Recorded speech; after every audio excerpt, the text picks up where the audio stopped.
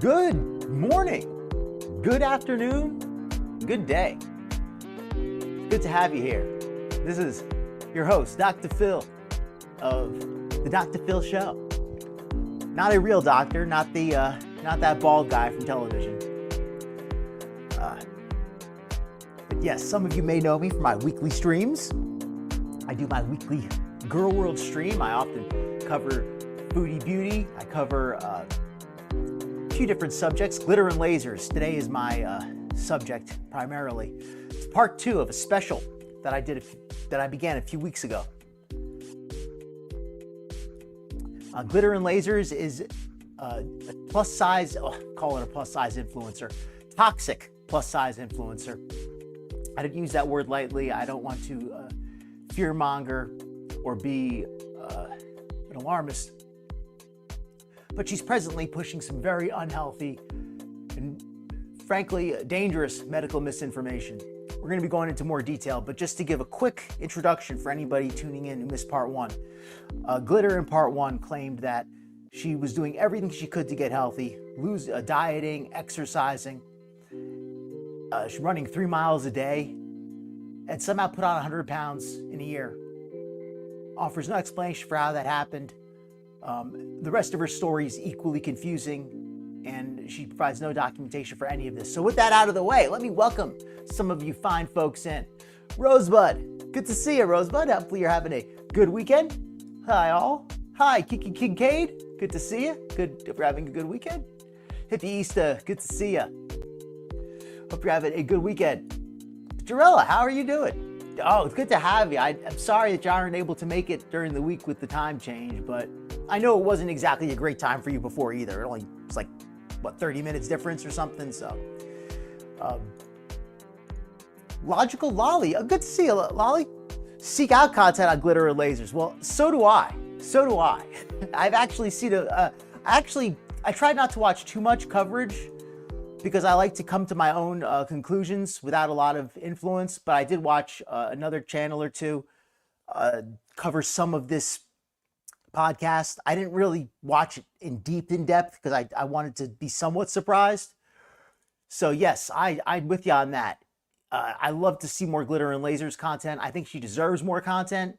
I think that, especially when you look at how many followers she has over 2 million subscribers, yet comments on her videos are turned off. She could barely get, 20,000 views at most. Well, I shouldn't say that. She can get more views over time.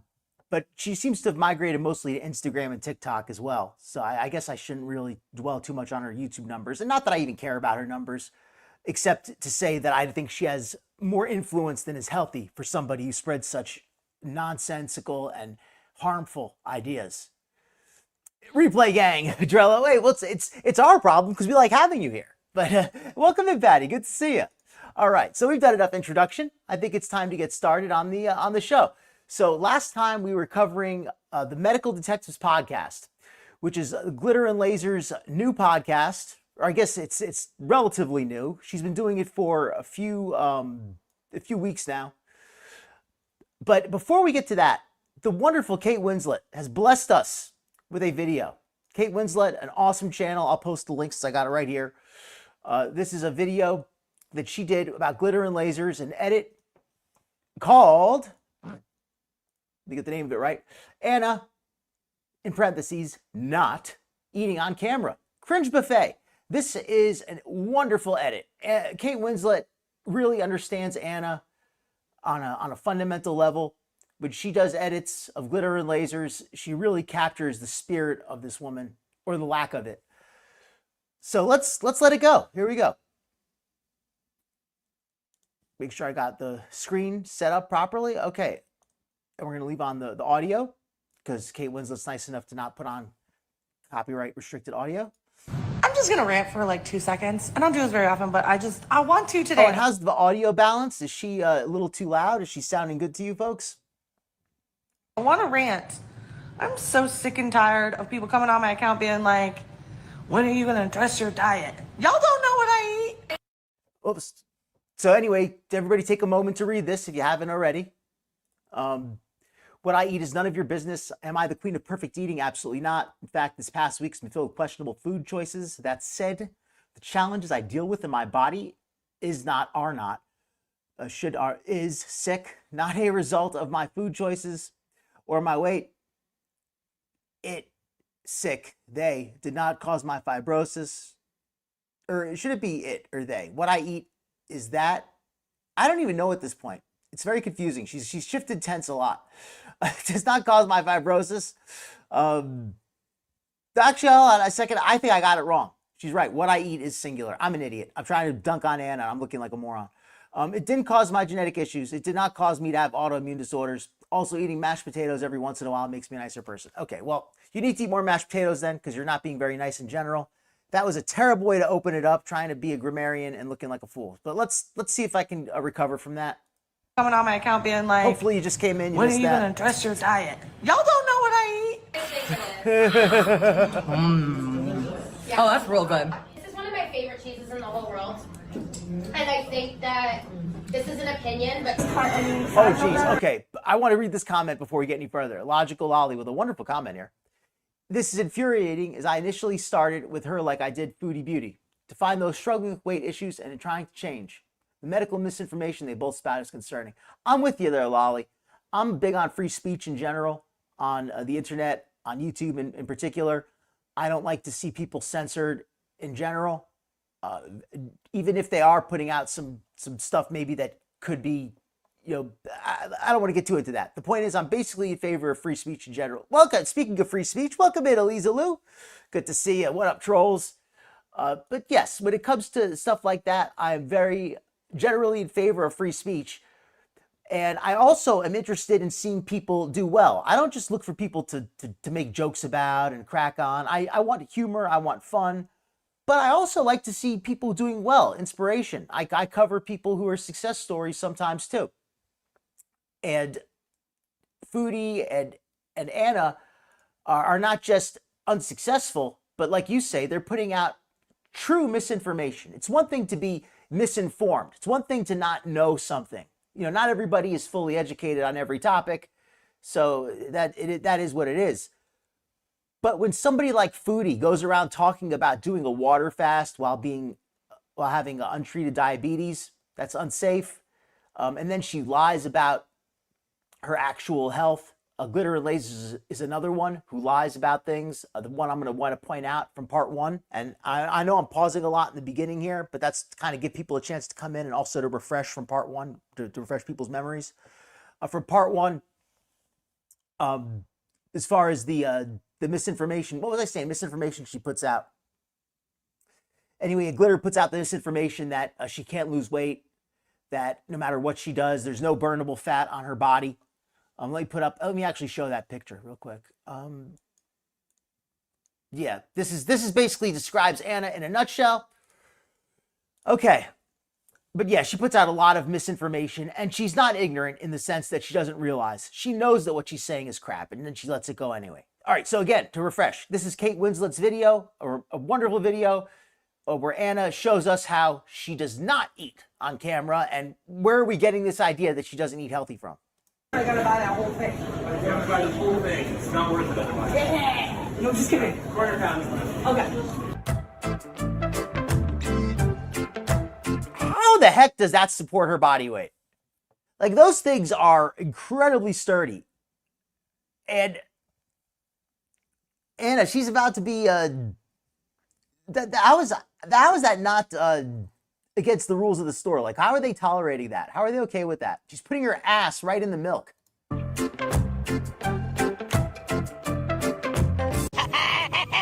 So I'm just gonna make this into one huge breadstick of my dreams. Cause like, who just doesn't want a giant breadstick? I am a terrible cook. Of course, Anna has to be suggestive with a joke about the breadstick as she pulls it, messes with it with her hands. Nothing wrong with making some jokes. If you want to be a little vulgar, that could be funny sometimes. But why is it always the most cringy asexuals like Anna who have to act like some kind of hypersexualized? Why they have to act hypersexual for laughs? Is it because we know they're not actually doing anything?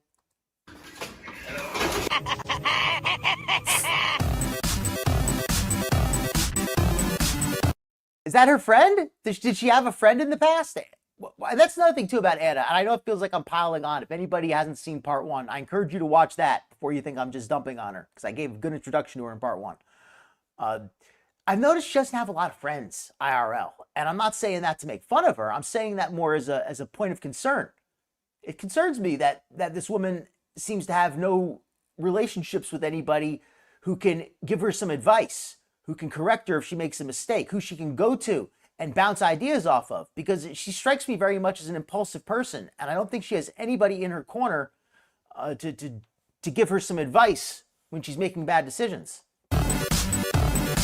Like a perfect example, you know, when she wears outfits like this, Christmas trees with these striped pants, a real friend would tell her not to wear that.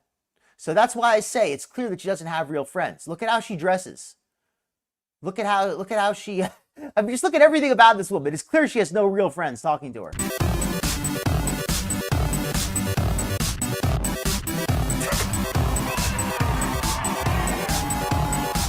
Oh, and now this here. This is absolutely embarrassing. This is so typical Anna. This is so typical Anna. This right here. She's basically doing I guess what you'd call a striptease. I mean, it would be a striptease if she had any more clothes that left to take off. But yeah, she's anything less, she'd be arrested for public indecency. Notice everybody else there is wearing something relatively modest. You know, I think that even though, yes, they are wearing swimsuits, mostly one pieces, the guy there has his trunks on. A few of the guys are shirtless, but even a lot of the guys are wearing shirts. The women are all either wearing shorts or one pieces. There's nobody there who's wearing like a thong or anything like that. And then you have Anna, who is just this giant patch of skin in the middle of all these clothes, of all these dressed people. And notice they're all staring at her. There's nobody else dancing. This isn't like a dance party. I guess they're doing some kind of an introduction thing where people like kind of walk or dance down the middle. Other people are just kind of walking, I guess. Anna is turning this into some kind of a lewd performance, and everybody is just laughing at her and recording her. And just look at everybody else. Look at the face on this woman. Everybody else, they're cracking up and laughing, but they're laughing at her. Look how oblivious she is. This is what I mean how she has no friends. Look at this oblivious woman dancing.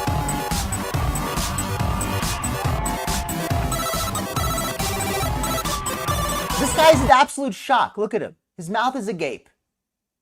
This one's laughing. This one's laughing. This one's taking pictures. This one's smiling. She's clearly clapping, but she's also got that cringy smile on. She's like, oh my God. She's holding her mouth. And she's like, poor woman. How drunk is she? I also did this thing where I like dropped it low and I am going to be a slapped prude, the Elisa. I'm going to be a little bit of a prude. I'm going to be a little bit of a prude. I do not want to see Anna naked. And if that's a double standard, fine. But I'm going to say it.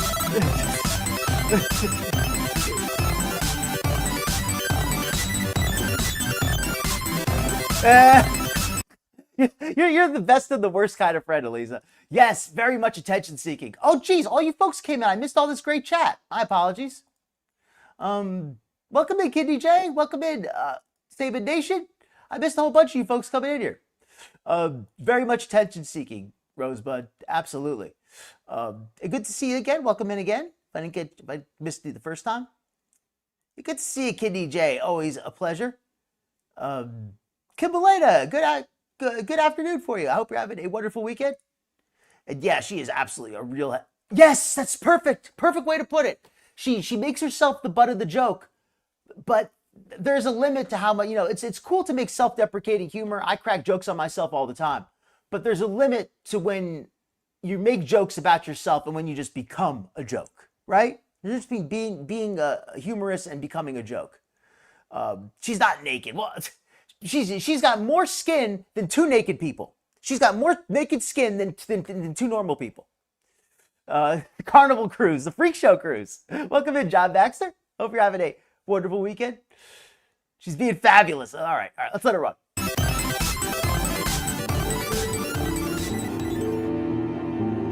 She thinks she's so sexy, and again, I don't want to hate too much, but clearly everybody else is just kind of like, read the room, Anna. Nobody else is doing a striptease. What this need to hypersexualize herself all the time. It just feels very over the top. And notice how much better she moved back then. This is actually a little sad in a way. She could, as much as I make fun of glitter and lasers, this is for anybody who says I'm a hater. She actually used to be able to move pretty well for a big girl. I'll give her some credit. Back when she wasn't as heavy, when she was a little younger, I don't know what exactly has happened medically or physically or what, but she moved pretty well for her size back in this video. I can concede that, especially compared to how she moves now. Now she can't even keep time anymore. She's gotten so out of shape.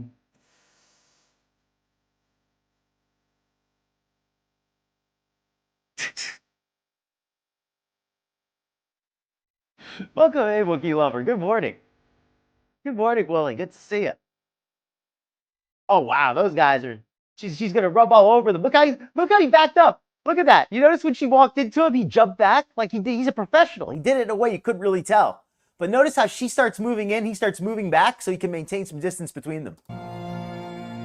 He's like, thanks, but no thanks, big girl. The guy on the right. Notice how she starts moving in? Look how he backs up.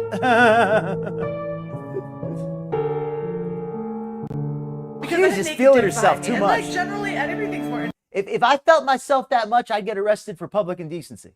interesting with a little man piece behind you.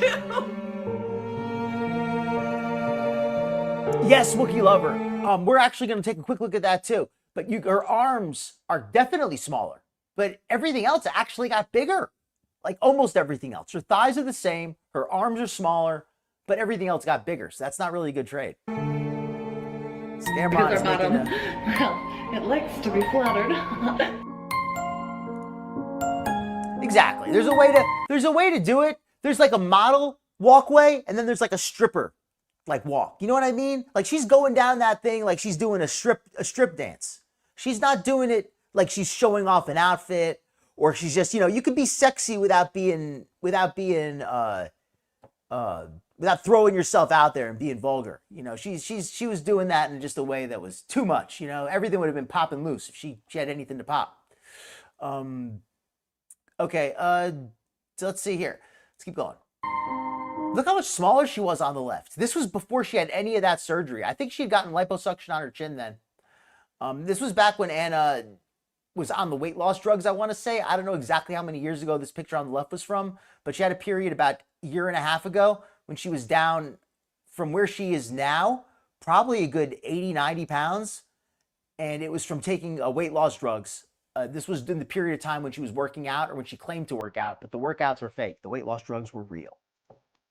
I addressed all of that on the part 1 as well, if anybody's interested.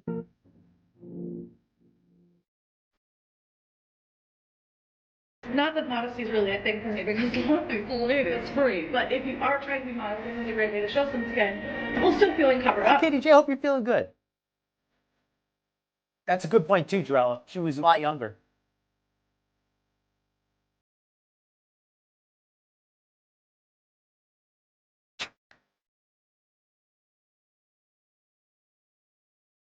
Another thing is, Glitter and Lasers, she buys so many clothes, but she very rarely buys anything that fits. And you can always tell because she buys clothes for the tops that are way too small, and they don't close around the midriff.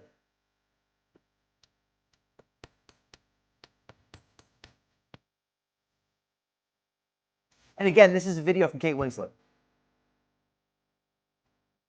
This edit.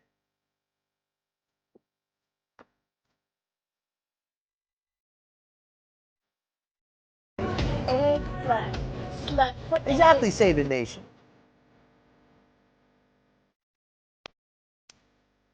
Welcome in, What If, and I think that is a good point. But I have an interesting fact. Some people may not realize this. I learned this only just recently. That I guess it makes sense when you think about it, but a knee replacement is only rarely performed on somebody so large because the replacement knee tends to fail when somebody's that heavy. The replacement knee doesn't hold up to the weight. So it's more of a it's a damned if you do, damned if you don't scenario, where if the knee replacement is not going to do very well unless she loses some weight, and if she loses some weight, she might not need the replacement. Maybe. I mean, I guess it depends on the situation. But I agree. What if? Oh, speaking of knee, allegedly, Tess Holliday tore a ligament in her knee, but she was not feeling any pain the other day. She could not care less. So maybe she didn't actually tear one, or if she did, she has a very high pain tolerance. But yeah, Tess Holliday might actually be the first one of the girls to end up in a bed full time. I mean, end up in a bed when she's not working, I guess you could say. First one to end up in a bed when she's not working. All right, you folks get me. Scooty, I'm thinking of Scooty. And Lizu's still not been to Egg Slut. Well, they're really, to be fair, they're really more like egg whores because they charge a pretty penny. Y'all don't know what I eat. This is going all over me, and I know that. I think you're right, Jarella.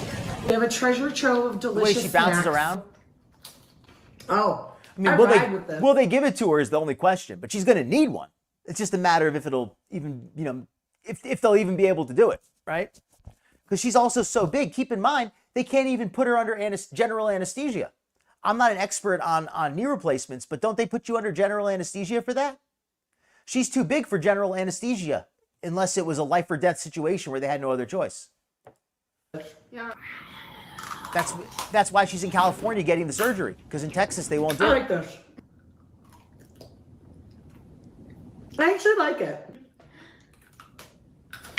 Real good. The flavor is very delicious. Yeah. Like basically, like this whole video is just a play for me to buy a bunch of snacks. She's got the medical cocktail going now. I don't want to say too much, but I don't know for a fact, and I probably shouldn't joke about that too much because that's something that it's actually very, very sad if it's true, but Anna's giving the impression of somebody who's very much under the influence of something at this time. If she's just taking some pills because of the surgery, it is what it is. But she's been recovering from surgery for over a year now. She had one surgery, then 2 months later she had another, then 6 months later she has another, and she says she needs 6 months to recover. So she's never out of recovery. So it's reasonable to think that she keeps going from one surgery to another, and then needing to be under the influence of something to deal with the pain from one surgery to another. And feel justified in it. Hey. Welcome in, Irene Gay. Good to see you again. I saw your comment. Hello. This is a hello. solid sandwich. Yeah. The pretzels where it's at. Popcorn. We watched that in part one, John. I actually have a copy of that, and in part one I reacted to that. So if you enjoy this stream, definitely I encourage you go check out part one after this. If you want to see what I feel about that Target video, because anybody who has not seen that, definitely take John's word for it. That Target haul is a fiasco. I could react to it every week if y'all hadn't already seen me do it. I would enjoy reacting to it again. It's so fun. It's really good though. I don't make that much food content. My favorite subscription box, because it's basically a box of snacks. Everybody loves snacks. I mean, if you don't like snacks, I don't like you. They're good. Oh wow, Sabin, I didn't. That's no fun. Cheetos. Hearts in the chat for Sabin Nation. It tastes good. You're good. Oh, good. Oh, no worries, John. Just wanted to It's good. do a little self-promotion. This is delicious. Duh. And just to give a little context for this video from Kate Winslet was directly in response to Anna's recent post she made on her social media, saying how we don't know what she eats and we should stop acting like we know that what she eats. But every time she shows us eating, she never really shows us eating anything healthy. And if it's anything that could be healthy, it's always an unhealthy amount. It's like how Foodie eats. So she wants to act like we don't know what she eats, but we know what you eat. I mean, we've never seen you eat anything that wouldn't line up with what we Delicious. It's always snacks and candies. I mean, she's always eating stuff like this. Take Always. that candy. I crushed you. It's Sugary drinks. so great. Look. See? I'm a good talker with candy in my mouth. I don't talk about She always has to try to do like this fake sexual stuff. And it's, if people think it's funny, great, but it just comes across very forced. what I eat. What I eat's none of your business. But Thank you, Elisa. really good. So now I'm gonna make a box of Pretty much. You know, because apparently you get free. Irene, there actually is a change. Her body's gotten bigger. We'll look at the before after picture after this. I have a picture. I showed it on Wednesday. I'll show it again after this video before we get to the main segment. And just so everybody could get another look at the before after. The doctor scammed her. Or she scammed herself maybe because she gained back all the weight. I guess we could argue about who's at fault for why the surgery failed, but it clearly has not been a success. Popcorn when you're at mod class too. Snacks and clothing. This is like my favorite place in the world. Her hair at least looked clean in that picture for once. Yes, I would love free popcorn. It's not a good day unless I embarrass myself profusely by eating popcorn out of a cup and twirling in a store with a camera out. Now onto donut glory for the rest of the day. I'm gonna basically be in a donut coma. But I'm okay with that because sometimes you need to have a coma induced by sugar. And again, I know I'm interrupting a lot, but I just want to make it clear again, I'm okay with eating donuts and sweets and all that kind of stuff. But if you're going to go on and tell people that you don't have any burnable body fat and the only way you can lose weight is by getting liposuction, and then you film videos eating donuts all the time, I'm going to question you. Especially when it tastes this good. And frankly, you are not here watching me put food in my mouth. Welcome in, Shelley.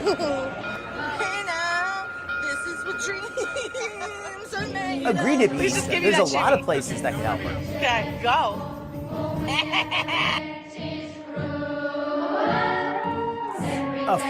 3 or 4. 3 or 4 at this point. What if? Welcome in, what if? I didn't welcome in already. In this onion dressing topping thing for the bread. If anyone could arrange that, I would appreciate it. Look at me. It's so good. That top fits pretty. Look how terribly that top fits. Look how baggy it is on the sides. And that bottom, that skirt, like pulled up over that. Man, that outfit fits bad. It's really very just unflattering. Everything about it. Yeah, her arms are a lot smaller now. But that's it. That food looks really good, I'll admit. That looks tasty. Okay. 1, 2, 3, 4, 5, 6 desserts on one plate. Yes, they are small desserts, in fairness, but 6 desserts for, excuse me, 5, not 6. 1, 2, 3, 4, 5. 5 desserts for one person. And that looks like some kind of a spritzer. That doesn't look like water. That looks like a wine spritzer or there's some things in that drink. That's something else there too. So, yeah. And again, this outfit does not fit well. When your boob is touching your belly like that, that's not a good thing.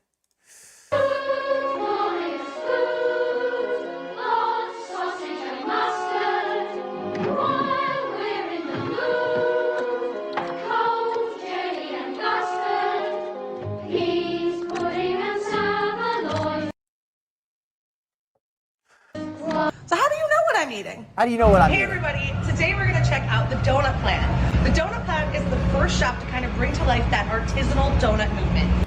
Okay, so I'm not gonna eat all of these donuts. I'm gonna like No, what if cut she's off had a piece of each, one? You said and then Salah will have some when he gets here, I'll give you home. the full list. The full list of liposuctions that I'm aware of.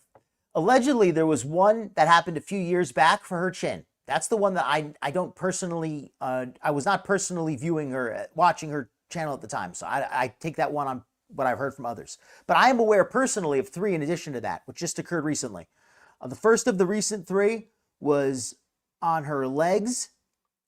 The second one was also on her legs, I think, on like a different part of her legs. And then she just had another one on her calves and her arms. But she had 3 from Amron and 1 from somebody else. He's not here right now. I'm just joking. This is their XL donut. XL donut. They got. Yeah, unless you're a football linebacker and you have like an absolutely massively muscular neck, like there's no way. I guess. I mean, they were pretty small individually. But you know, I'm not going to hate too much. Those desserts look really good, so I won't front too much on that. And it's true, Lisa. Sometimes you got to get, you got to have support. All the boobs need support. The back boobs, the side boobs. Don't just support the ones in the front. Shelly, I would believe that. Anna always seems a little bit out of it in the videos, and I want to make it clear. I don't think that it's illegal or wrong inherently. Anybody has to apologize for having a drink or having a smoke, or if they need medication because their doctor prescribes it to them. I'm not trying to criticize anybody for that. I just think that Anna's very two-faced. She portrays herself as something other than she is. And she says, you know, talks about how she's getting these surgeries to reduce her pain. But she seems to be under the influence of more medication than ever. So it doesn't add up. Nothing about her stories adds up. It's not that she's under the influence. It's that everything about her seems hypocritical. Got the kind wrong. She's got more boobs in the back than in the front.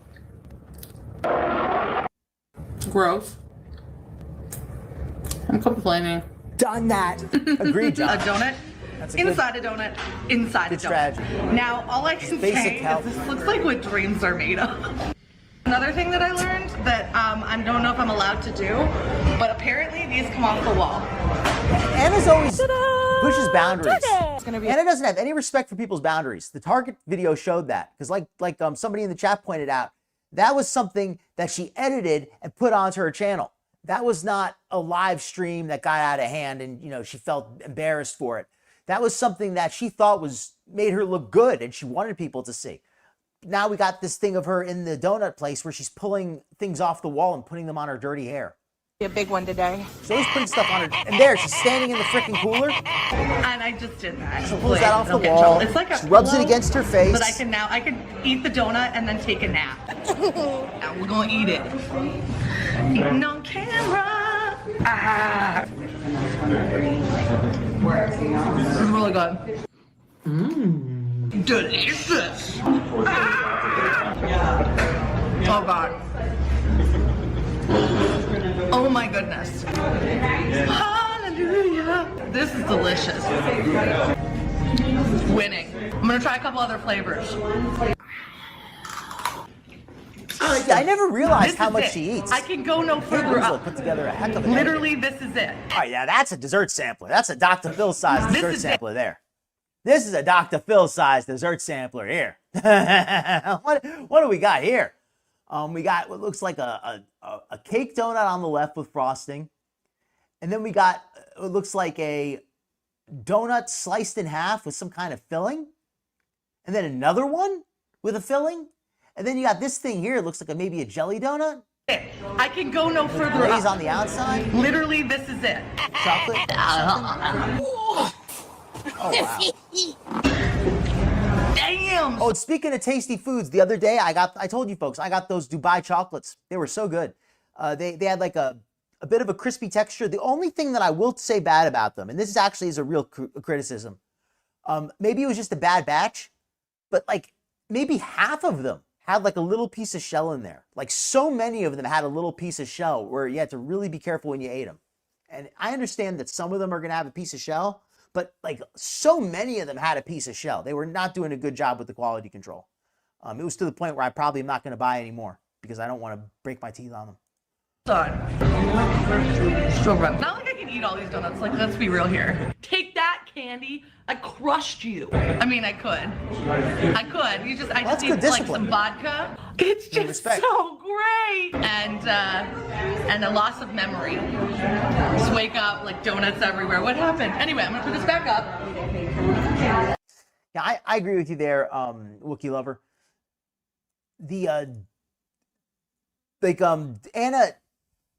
Anna on the surface, if you just read a description of her channel, it sounds good, right?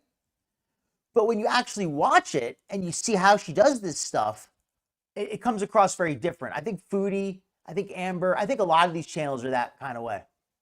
And that's a great analogy, like a bull in a china shop. She said herself she's okay with not being delicate. Well, it's one thing to not be delicate with your own property. It's another thing to be disrespectful to other people's property. And the way that it seems like she overdoes it. And also, yes, with the way everything she does now is advertised. Like with the fitness app, the exercise app that she advertised. She barely even did any videos showing herself exercising. She did one real exercise video, which was a complete disaster. But yet she still took on the sponsorship just for the money, even though she never really used the product. And I'm gonna eat that creme brulee donut. Like, I know I'm a fat kid, but can a fat kid have a fat kid moment? Because I think that's what's happening right now. And I'm stuck in my own world and I don't understand how to explain it because I am always a fat kid, but I feel like I'm in my happiest place now. Consuming all of this mix of dairy and sugar and burnt sugar. If Anna could just be straight up and she admits that part of it, but if she would just admit that she eats this stuff and stop lying and trying to convince everybody that she really eats healthy when we're not watching, I could have a little respect for her. Okay, I'm gonna keep eating, guys. You see my body size and you make a lot of assumptions, but you don't know shit. Okay. Hey everybody, my name's So now Anna, we're going aka to Glitter and show the Lasers, before. and welcome. We're going to do the before and after picture, and then we're going to get to the second half of Anna's podcast, where she actually talks about her detailed medical history. We can finally get to the root of why she's so big, why she hasn't lost any weight. Part one, we ended with her having a mysterious 100-pound weight gain that was unexplained by medical science. She said that she was maintaining herself health-wise. She was running 3 miles a day. She was eating healthy. She felt great. Her numbers were good on her blood tests. Everything was good. And then out of nowhere, changed nothing. Everything stayed exactly the same, but then she put on 100 pounds in 1 year. Did not change her diet, did not change her activity levels. Nothing changed that she did. So she went to the doctor and wanted him to explain, why she put on this weight. She never gave us any explanation. She never even said how she looked for one. But anyway, we're going to get to that in a second. But let me put on the bumper here.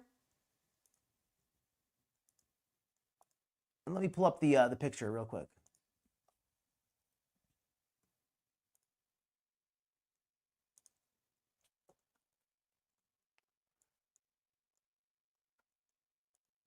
Here we go.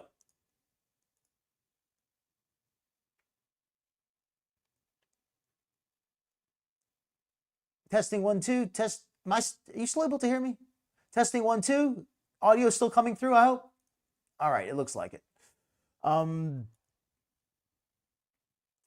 Okay. Agree, Irene K. Humor is great, but no, don't. She tells jokes to lie. So anyway, which one of these pictures is the before? Which one of these is the after? Can you folks tell?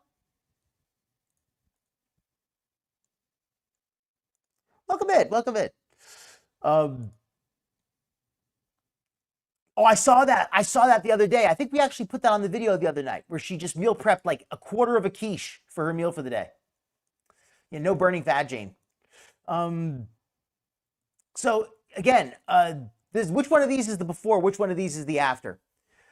Turns out the one on the right is the after. This is from a video that she released just the other day. This picture on the right is a still from that video. You can clearly see also this is the after because if you look at her arms, her arms are much thinner. So you can see on the arms that this is the after. But if you look at the rest of her, look at the midsection. She's turned at an angle so it looks a little bit narrower. But if you realize that she's turned at an angle, look how much farther her gut is sticking out. It's hanging out over her thighs in the front significantly, whereas here it's kind of flush. Also, her butt, her backside is more filled out here on this one. It looks like, her top is the same size. Her arms have gotten smaller. And her thighs, where she got liposuction, don't even really look any smaller at all. They look almost exactly the same. And that was her main problem area. That was the one area where you think she would have gotten some benefit. because that was where she really needed the most help. And it's just shocking to me that she's getting her arms done and her calves done when she still has so many issues. And I should also point out that any of the weight that was removed when she got her liposuction done from this on the left, she's actually regained all of that weight. So this person on the right here, this version of Anna, is as heavy or heavier than she was before she got the surgeries done. So these surgeries have basically provided her no benefit. What do you folks have to say on that? All right, glad you guys. Yeah, looked like it was working good. Right? Trolling yourself. I don't know, Irene. Because she's so tall, I would guess that she's probably 500 pounds. Yeah, gravity is really killing her. I think the lighting has something to do with that too. But yeah, it's definitely not an improvement. Okay, so let's get back to the actual podcast. This is part 2. This is what you've all been waiting for. That's what I've been waiting for, at least. So I already introduced it by mentioning the 100-pound weight gain that she had. There was no explanation for it. So let's get started.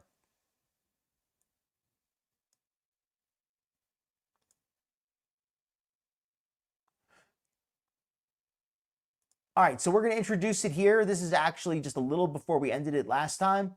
She's talking about how she gained back 100. She gained 100 pounds unexplained, and she went to a doctor to talk about it. And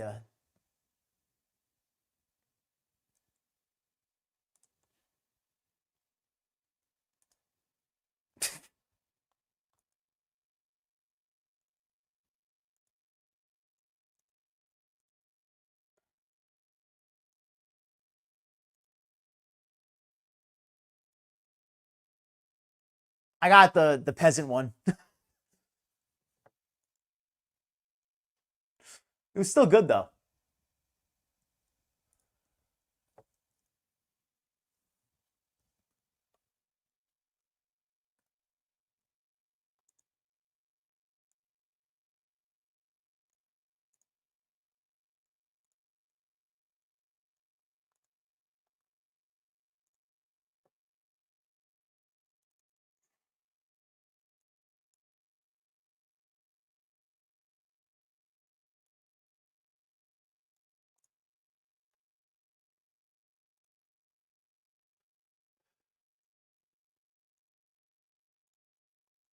Thank you to all the channel members. And also let me say thank you to all the people who've made donations either through YouTube or through Cash App or anything. Icy donated $10 the other day through a super comment or chat. Icy847 and Capricorn NJ donated I want to say $15 through super chats the other day. So I want to say thank you for that again as well. Welcome in, Camps. Good to see you again, bro. What size is she wearing now? Is it? Oh my God! I'm trying to think of a funny joke, but I got too much on my mind right now. It's Paleozoic size. I don't know. All right, let's let it go. Let's let it play.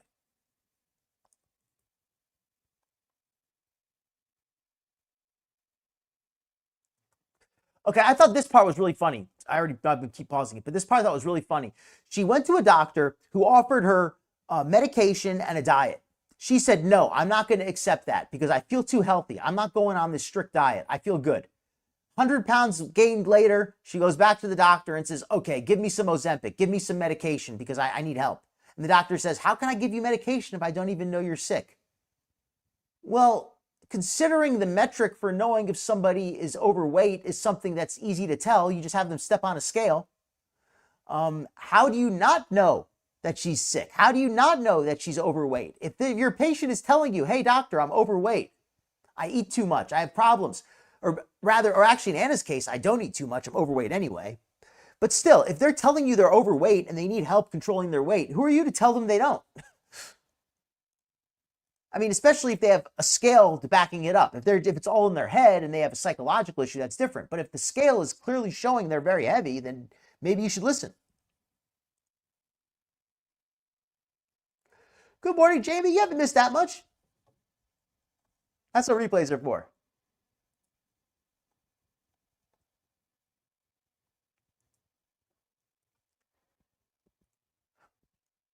I agree with that, but that's why she should have gone back to the first doctor. The first doctor who diagnosed her correctly and said, Anna, what you need is a diet, lots of lean chicken breast, and some weight loss medication. That's what the first doctor offered her. The second doctor instead said, no, you're perfectly fine. We're going to run tests and send you for plastic surgery instead.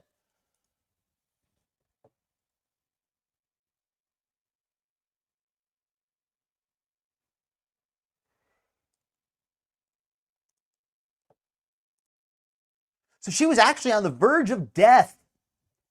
She gained 100 pounds in a year with no explanation. She was actually on the verge of death. Considering that during this time, she was doing her YouTube channel and recording videos of herself dancing and going on yachts on vacations and talking about how wonderful her life was, it's a little hard to believe that she was actually, quote, as she says, on the verge of death. Literally on the verge of death, recording videos, dancing and singing, talking about how much the haters can suck it.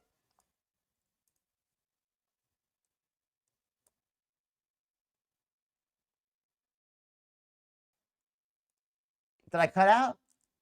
Did I cut out? Am I back? Oh, it's not added to the screen. Okay, that's what it is. Thank you for telling me.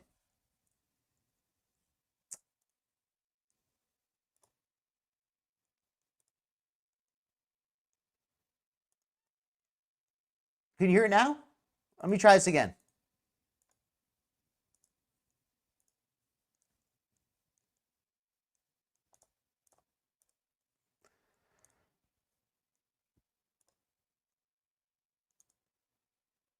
All right, let me try refreshing it.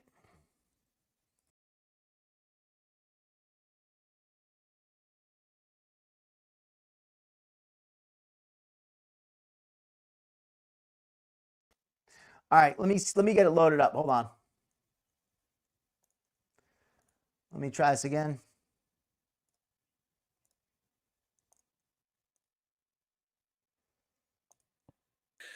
So I was Okay, like, now is it working? everything's solved. Everything's done. Everything's great. And it was good for a couple months, but then a lot of the stuff started All right, to come hopefully back. now it's So working. I did get relief, protein, and that's it. And she was like, I want you to do this for 30 days. And I literally was like, Now it's good. Okay, yeah, I just had to refresh it. I don't know what was going on there. Do you know what I'm talking about? Do you even know what that is? Okay, well, you missed some of what Anna was saying, but you heard my reaction to it at least. I'm not going to replay all that because I'm just going to end up repeating myself. So I'm just going to rewind it like maybe 30 seconds, and we'll just go from where we were. And so you should feel no guilt in that you Sorry about felt that, like it folks. took Technical too difficulties. long for you to seek answers and reach out for help. I would say that's Welcome to the middle of the nowhere. norm. Did I miss you Thank earlier? you. I don't know if I did. Thank you for telling me that. Honestly, thank you. And thank it you, got Jamie to the point Carpenter. where I was afraid. If anybody is enjoying the show, if anybody is, please click that like button, let YouTube know. And if you're enjoying this content, you'd like to see more of this, please click the subscribe bell so you can be notified of any future streams. And if you're watching the replay, leave a comment. Let me know what you think about Anna's story. What do you think of her mysterious 100-pound weight gain? And what do you think of her before and after picture? Any of that stuff, I'd be very interested to get some feedback from you folks. Leave a comment. I was gonna die. I know Thank that you to sounds all the like lurkers and all the dramatic, commenters. but very much I appreciate was it. also having extremely intense periods. I was bleeding constantly. Like I just felt like my body was on the verge of shutting down. And if this is what living was like, then I didn't want to live. And so at that point, it became a choice of, do I want to die like this? Or do I want to try and make it better? So that's pretty harsh. She's like, do I want to die or do I want to try to make it better? It's so bad. She's questioning if she even wants to try living. Her life is so miserable. She's not even sure if she wants to try to live. That is maybe the most, I mean, if she's being honest, that is maybe the most depressed I've ever heard anybody. I don't think she's being honest. I think she's exaggerating. Considering, like I said, this was when she was doing her YouTube channel, making literal videos of herself dancing for joy. And it took me and she's not that good of an a year of actress. therapy to get to the point where I could mentally see a doctor because I was so paranoid from all the things I'd heard. And part of that paranoia came from an experience I had when I first entered the body positive movement, where I went to a doctor.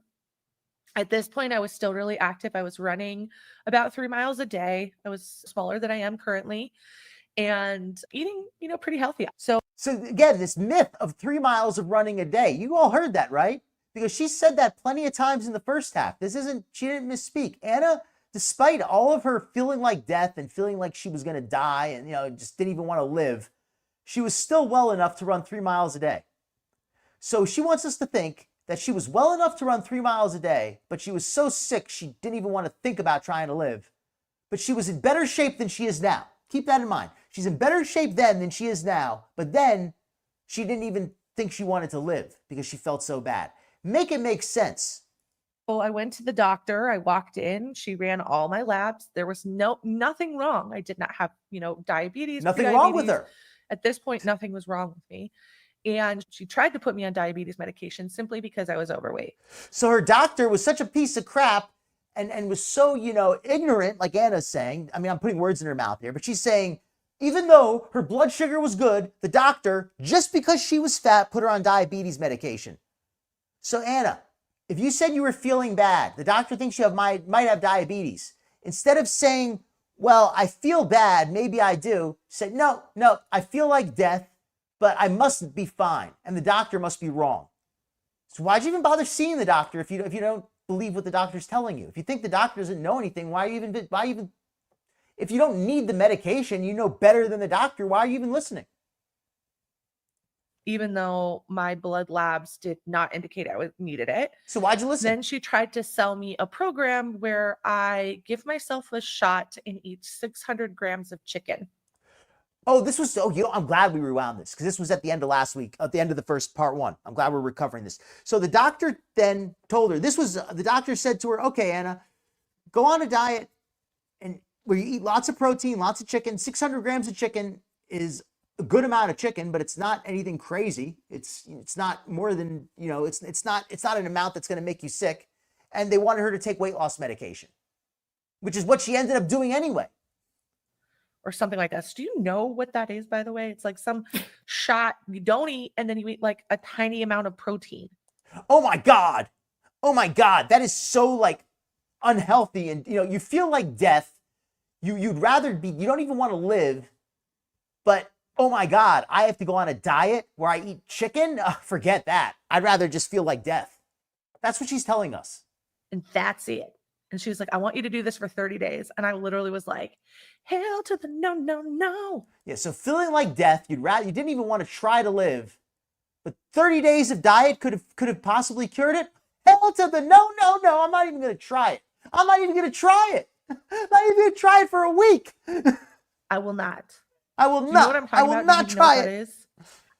I have no idea what that is. I mean, nowadays, with the era of Ozempic, right? Yeah. People think shots. That's No, the it was not norm, but Ozempic. I don't believe that was the norm. This was before that, and This was not Ozempic. This was before that. So you don't even know what it is. You're telling us, and I love how Anna is so concerned about what she puts into her body. This was some dangerous shot of medication, of drugs. How many drugs are you on now, Anna? How many pills do you take every day after that's Dr. Amron give you? You're so scared to take an injection for weight loss. How many pills do you have to take for pain? was like some crazy thing, and then you would reintegrate food. So some crazy thing where you would diet and then reintegrate food. Is it? I remember being terrified because she also sat me down and she's like, you need to exercise more. You need to do this. And I'm like, I was terrified because she said I needed to exercise more. I'm running 3 miles a day. There is nothing more I can do.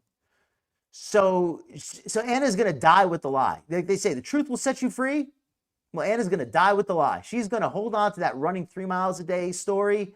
No matter how little we believe it, she is never going to let it go. Never. So I had that experience, and now let's add to the table. I've gained back the weight. So now I'm 100 pounds heavier. What is that doctor going to say to me now? If that was my last experience, what is that doctor going to say? Doctor's going to say that you were either lying then or you're lying now. So if you were, it's okay. So Anna wants us to believe two things. She wants us to believe, one, that she went to see a doctor when she was heavy. She doesn't give us any numbers, by the way. says she was eating healthy. She was running 3 miles a day. Her blood numbers were good. Everything was good. And the doctor said that she needed to go on a diet and try to do, and that would fix her. Then she comes back a year later, gains 100 pounds. And now she's like, well, now what's the doctor going to say? I'm doing exactly the same thing and I just gained 100 pounds. The doctor's going to say either you were lying then or you're lying now. To me now. They're going to say you're trash. And now I've heard from everybody else around the internet that when you get bigger, it just gets worse and worse and worse. And they're nasty and mean and they do all these things. So my fear of the doctor was intense. So after a year of therapy, I kind of went through it. Glitter would never risk tarnishing her body with so much medication. She's an all natural girl. Doctor, through a process of extreme elimination. ZocDoc is amazing to get reviews on doctors so you can at least get a gist of what people like and don't like about them. And so that's awesome, I John. read all of the reviews. Let's pause this for a second. I always loved it when we can share a success story. I know a lot of people in the chat have had success at various times, but John here says, I don't get why these girls don't find success from a doctor-monitored Wegovy, etc. Wegovy is a weight loss drug for anyone unfamiliar. I used it and it was life-changing. I'm at my goal weight, been there for 1.5 years, 5 months off the meds now, lost 70 pounds, 70 pounds of fat. That is a life-changing weight loss. And whether it's medication or whether it's through just, simple diet, exercise, whatever, as long as it's healthy, I think that's wonderful. So fantastic, John. Welcome in, Tucker and friends. Good to see you. Mom is doing good. Mom is doing good. Slowly but surely, she's improving. Her hand is starting to get better. And that was something that was giving her trouble. So that's really, thank you for asking. She's doing much better. Mom, if you're listening to this, keep up the good work. Plus size had already seen this doctor and said that they were kind and compassionate and all of that. And I said, awesome, I'm going to go to this person. That doctor, I can definitively say, changed my life because they started the process for where I am now. And when I went in, the way she says that if I was that doctor, I would probably start drinking. In other words, she says that doctor is responsible for where I am now. I don't think he wants to take credit for that. No wonder he goes unnamed. And to see him, he sat down, and honestly, I walked in with going back to shots. I said, just give me Ozempic. Just do it. If it'll make me feel better, I can't feel this way, because I honestly believed that the solution to my problem was that I needed to lose weight.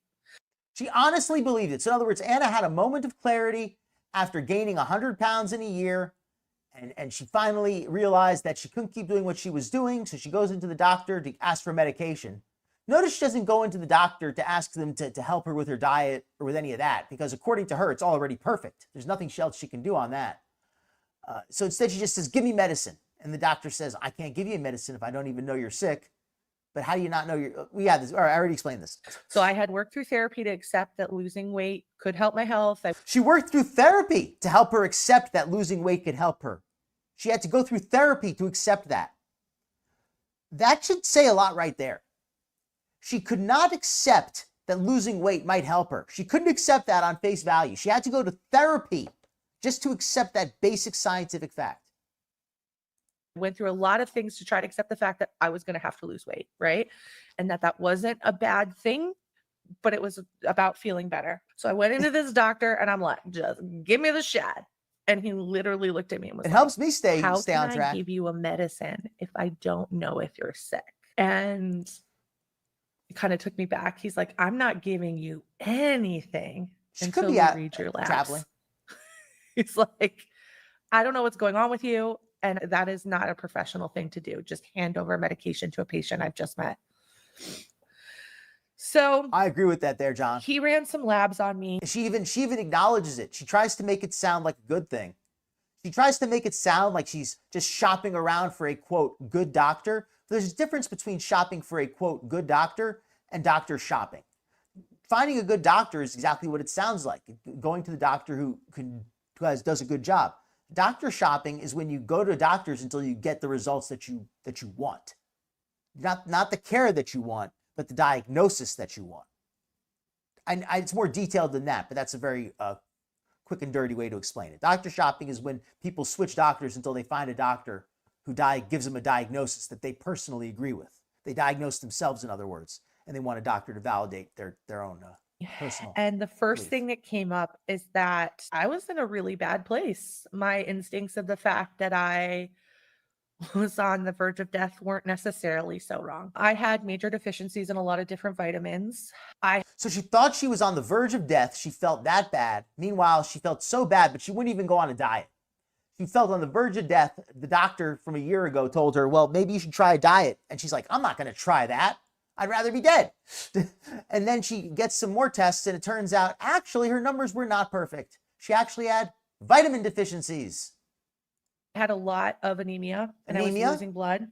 Additionally, I came back as positive for Hold on, anemia? I was losing blood?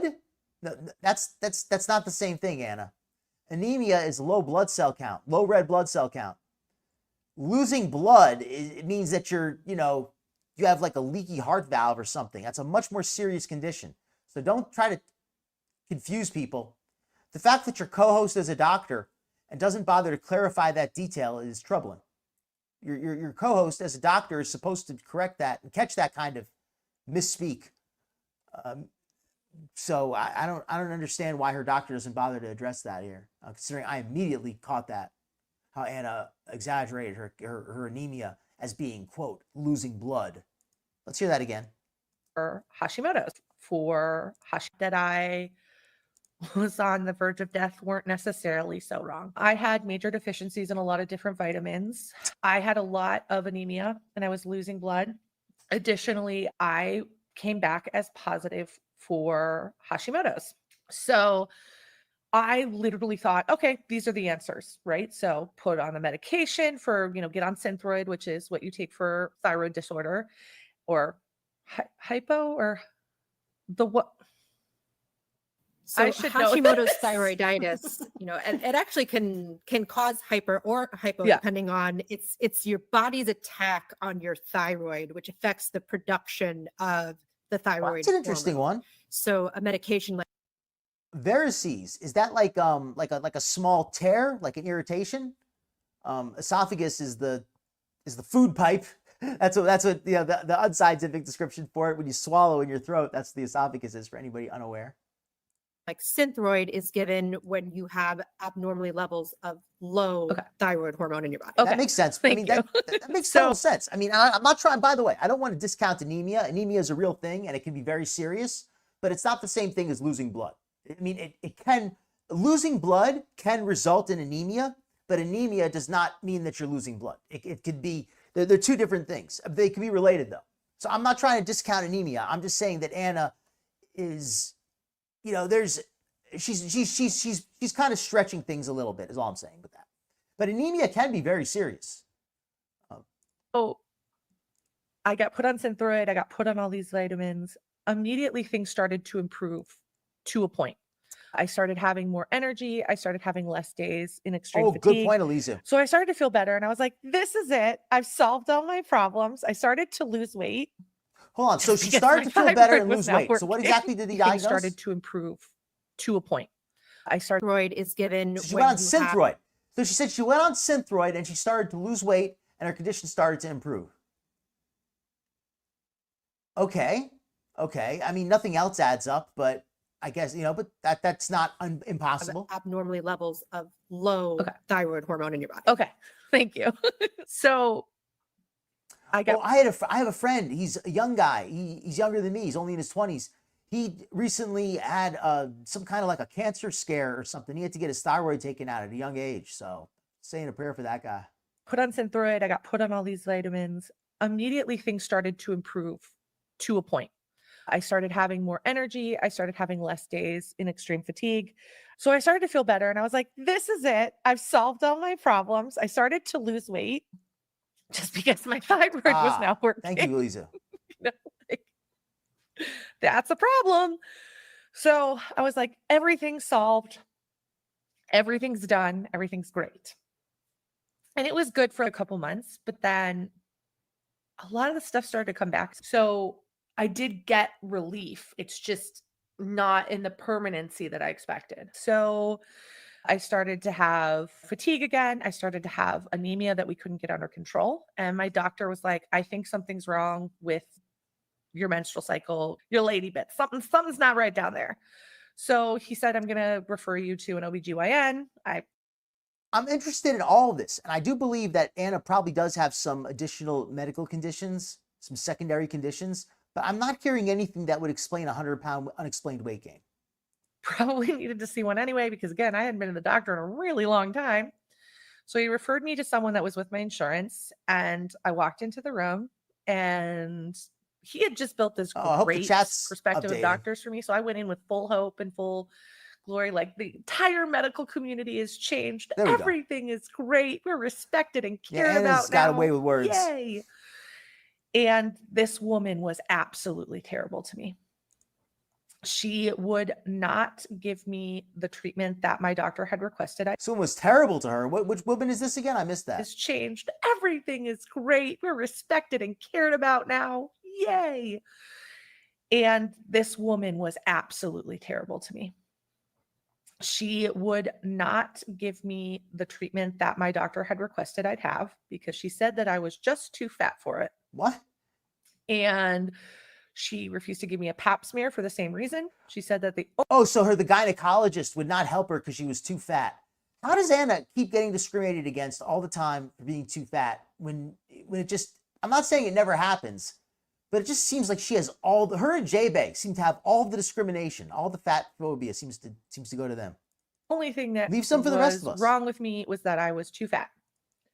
And repeatedly told me this, to the point where I broke down crying in the parking lot outside. I messaged my doctor in the little that's portal, an interesting one, and I Shelley. said, I guess that's an interesting one. PCOS, I've heard of that. That one can cause some weight gain, I've heard. I'm just too fat for a normal period. And he was like, listen, I have a friend. He's not going to be covered by your insurance, but he's good. Conspiracy. He will listen to you, and he's my friend. His approach to medicine is the same as my approach to medicine. And I remember walking to that office and being... So she went back to her doctor and she told him about how the gynecologist would not treat her because said she was too fat, and that's all of her problems, and that's all there is wrong with her, and didn't even need to examine her to know that. So after that, she went back to her doctor, and the doctor apologized and sent her to a different gynecologist. Like, this is going to be a train wreck again. I don't know if I can take it. If this happens again, I don't know if I can keep going. Exactly. And he sat me down. He said, I'm not here to treat your weight. I'm here to treat your illness. Again, that same kind of messaging where I'm like, okay, this guy has got it. So he did all of the things, and he said, I'm going to biopsy you. You shouldn't be bleeding this much. You are on all of these iron supplements and you're still anemic. That doesn't seem right. So they ended up doing a biopsy. They did find a growth in my uterus, and it was inconclusive. The test was inconclusive. So it could have been cancerous. It could not have been. And he's... Well, I mean, by now, wouldn't they have, I mean, I'm not an expert on this, but if that was a few years ago and you still don't have cancer, we can probably figure out that it's not cancerous by now. It's like, we're going to have a surgery date for you in 3 weeks. You need to get it out. So like, I went in from hearing nothing's wrong with you, you're just fat too, to hearing you have a growth and it needs to be removed immediately because we're concerned about its size. Finding out I had to pay out of pocket to receive basic care just because I was in a bigger body was so frustrating. I think if you would enjoy Anna, I think if you would enjoy her doing like a drunken striptease or something, I mean, I guess it depends on your definition of fun. I mean, you can certainly have some laughs at her. Debilitating, because at this point I'd already spent so much money. I was driving to see doctors. It's you enjoy having some drinks. I couldn't catch a break. And then to be in a situation where someone literally refused to give me basic care that my primary care doctor had already requested because they were concerned something was going on. But keep in mind though, I hope Anna will not let you have any of the attention. Exactly. She loves the bees, and she would not allow anybody else to have any fun or attention unless she was the star of the show. And that's the vibe I get from Anna. That's why I don't see her with a lot of friends or other people, because I've got a feeling she's never willing to allow anybody else to be themselves and really enjoy it. And welcome to Phone Box. It's wild to me, right? And that was an acceptable answer, she's a real and beezer. that was okay, and that person felt entirely comfortable doing it. Well, she portrays confidence. I don't know if she really is. To get the basic standard tests that lots of people get all of the time and find out, oh, I do have a tumor, was just so incredibly frustrating. Like, why did I have to pay to find out something that we pretty much already had a good inkling might be happening, just because someone didn't want to believe it? Someone didn't believe that a plus size person could actually have an issue. Hold on, Anna. That is some grade A BS there. Why did I have to pay to find out something that we all already kind of knew? I mean, just because I was plus size, they didn't believe that a plus size person could have a tumor? It's like, no, it's because medical biopsies are not done for free. I once had a little tiny skin tag on my neck that was getting irritated by a chain I wore. So I went to a doctor who removed it, and he charged me to get it biopsied to see that it wasn't cancerous. And I was like, we know it's not cancer. It's just this little stupid irritate. It's just because it keeps getting irritated by this chain that I wear. And he's like, look, I know, but that's just what we're supposed to. The point is this, Anna, it's not because you're plus size that they biopsied you. It's because they want to actually know scientifically. They're not as quick to buy your BS. That it couldn't be anything other than my weight. There's no way. And I had to pay for someone to believe me. So I was scheduled for surgery 3 weeks later. I had to have some really tough conversations about anesthesia and what that meant in a bigger body. But again, because I had a doctor that actually was educated about plus size, he was able to find an anesthesiologist to work with him that had worked on bigger bodies before. And I was able to have a really successful surgery. Fortunately, when we came out of that surgery, it was benign, the growth.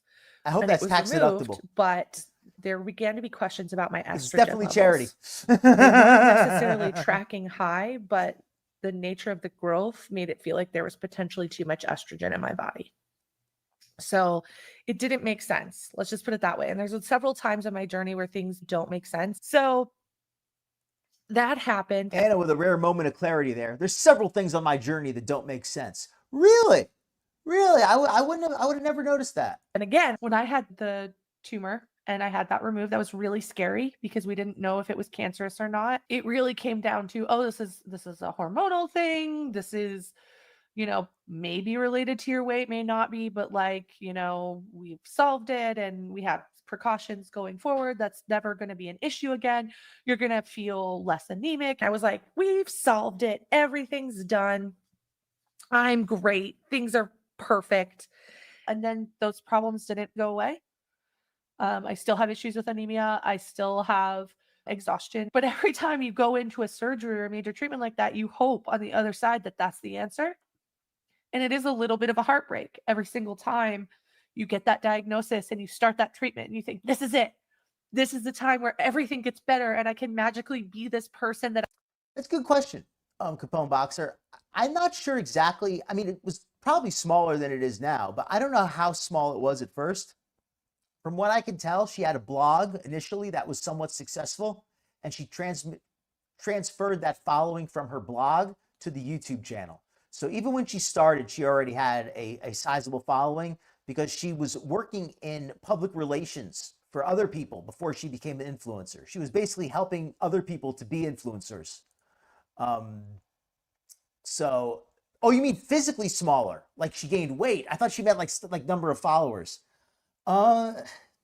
She was not small. She was big. She's put on more, but she had a period where she lost some weight and then she gained it back. So I guess she started it probably not much smaller than she is now. But yeah, that she should become a Beezer. She and Chantel, I think, would be the team up that I would love to see. Everybody wants to see a Foodie and ALR team up. Glitter and Foodie. Yes, make it happen. I have dreamed of being or have been previously. And then you find out you can't. And it's hard to keep faith that you'll get there. One of the hardest things about being on a journey to figure out your health, whether it's something like I have or a completely different condition, is that you feel insane 75% of the time because you don't have answers. Like answers, even if they're terrible, knowing what's going on, or even the hope of knowing what's going on, is the only thing that kind of keeps you alive some days. There's still so much I don't have answers for. If you just listen to this podcast and you didn't know that Glitter Lasers had this YouTube channel where she shows herself dancing and laughing and just having the time of her life 24/7, you would think that she was living like HFC. You would think that she was, stuck in home, never left her house, was depressed, just never did anything but eat. Because the way she describes herself, she keeps talking about how bad her health is, and how she feels like death. Now she doesn't even want to go on, and it's so difficult and depressing, and how hard her life is, and every single thing is difficult, and she always feels bad, and she's always in pain, and you mistake her for thinking that she lives more like HFC. But yet, if you look at her channel, it's nothing but her, dancing around and singing about how happy she is. This is an incredible disconnect. One of these has to be fake. She can't be in this much pain and be that happy and dancing and singing all the time. One of those things these things can't both be true at all times.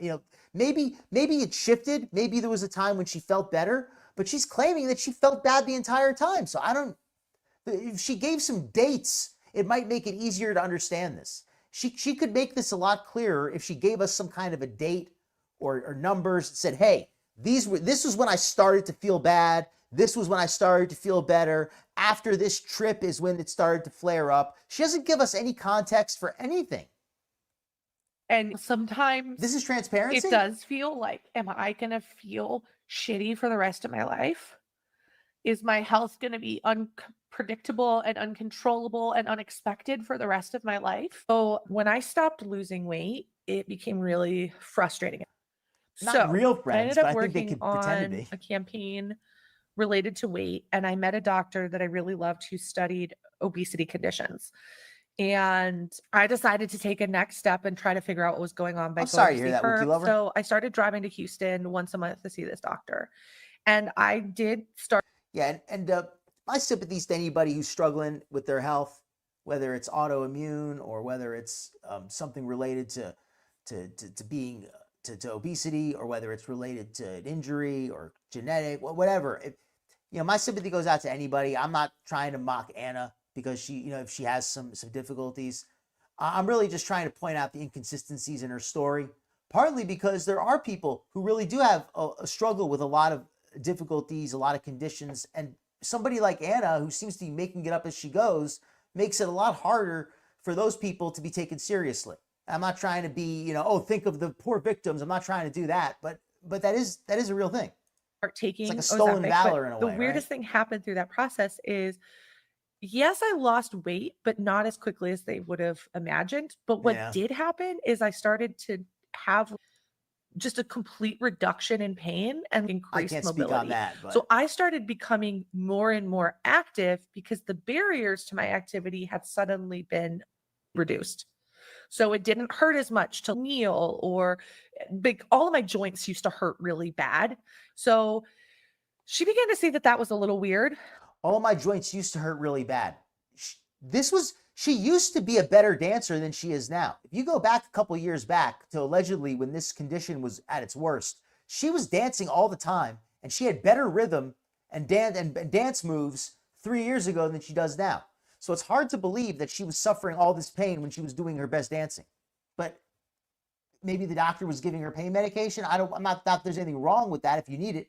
I'm just saying maybe that's the only way she was able to dance. Who's to say? But her activities don't match up with her story. That was another kind of weird behavior. And this starts a kind of trend of things just being slightly off. So she submits a swab for genetic testing for what's called the Rare Obesity Panel. Now, this panel is not the same as the obesity gene panel that you see a lot of people are doing research on right now. These are for conditions that are classified as rare. So like the weird ones. My doctor basically sat me down and she said, listen, I've never had a patient have one of these genes personally, but it is something that we just want to. So she's going to get tested now for, apparently the doctor's going to test her for a panel of obesity genes. And he says Apparently, these are very rare. He's never had anybody who's had one eliminate of them. because your body is not showing normal behavior. So went in, had my rare obesity panel done, and The lo rare and obesity behold, I panel. come back with 2 genes. So So she has 2 rare obesity genes, not just one. She has 2 rare genes. Would they be better if they were medium rare? I don't essentially know. what happened when I got my genetic results back is they give you a little counselor that sits down with you and walks you through your genetic tests and what they mean. One of the genes is a known gene. It She discovered that she was actually 3% sub-Saharan African. has a lot of different things associated with it. And then additionally, they were like, oh, by the way, these are so rare, no one will ever research them. So good luck. These are so rare, no one will ever research them. And you have 2 of them.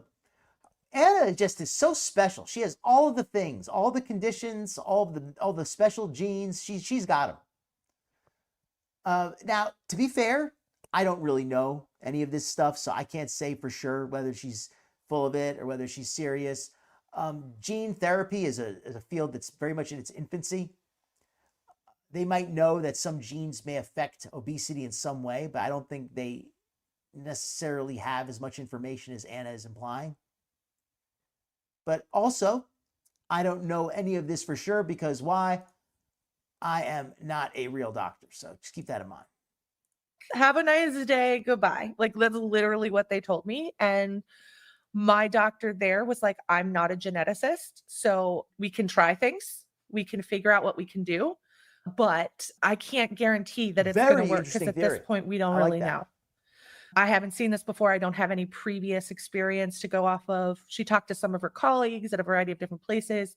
No one had seen the combination of the 2 genes. So there was just really nothing to go on as part of what do we do. About 7 years prior to this, I got an email from a woman. Yes. And she wrote me an email and was like, I think you have this condition called lipedema.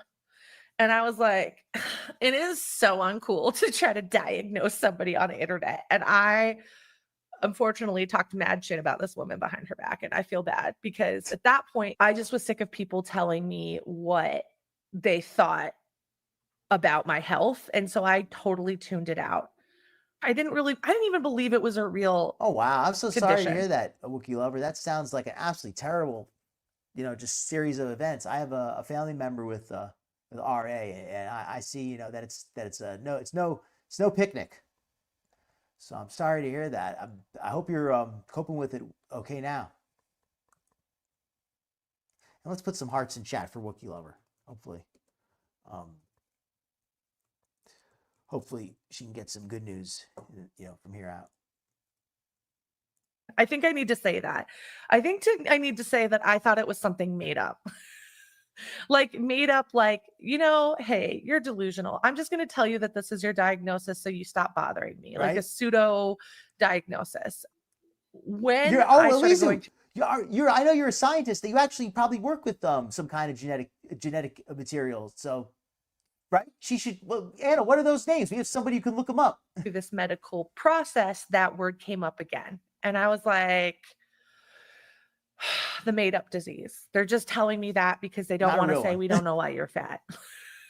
Instead of saying that, we'll give you a fancy shiny word. Well, I'm not a medical doctor. That's, I might be a PhD from Yale. I just want to, make sure people understand I'm not a medical doctor. That's all. That's the only thing that I'm denying. You'll feel better about it, but it's just because we don't know. And that's literally what I thought for a very long time. So when I went to the obesity Well, if we got fat genes, at least they should be nice and baggy. specialist doctor, I did bring up lipidema with her, mostly because I had received that email before. I'd had other doctors allude to that potentially being a problem, but did not understand the condition enough to actually say for sure if it was. And I just wanted a diagnosis. Sometimes you just want someone to tell you, like, yep, that's Oh, what's that? Anna kind of snitches on herself with that one. I just wanted a diagnosis. You just want somebody to tell you it's not your fault. She doesn't want to accept that she's overeating and she's drinking too much and she's not getting any real activity, or she's getting not enough to counteract the amount of eating she's doing. And she just wants a diagnosis. I had received that email before. I'd had other doctors allude to that potentially being a problem, but did not understand the condition enough to actually say for sure if it was. Those uneducated And doctors, and Jarella here with also another great comment. We have so many great comments today. Thank you to all you wonderful chatters. Thank you to all you lurkers also. Regardless of her genetic propensity to obesity, the body cannot build fat mass out of nothing. Exactly. You still have to eat beyond your caloric needs to put fat on your body. Exactly. If she has some genetic or metabolic conditions that might make it harder for her to lose weight, might make her put on weight more easily, but you can't put on weight from nothing. You still have to eat. You still have to overeat at least somewhat to gain some weight. You can't gain weight if you're starving.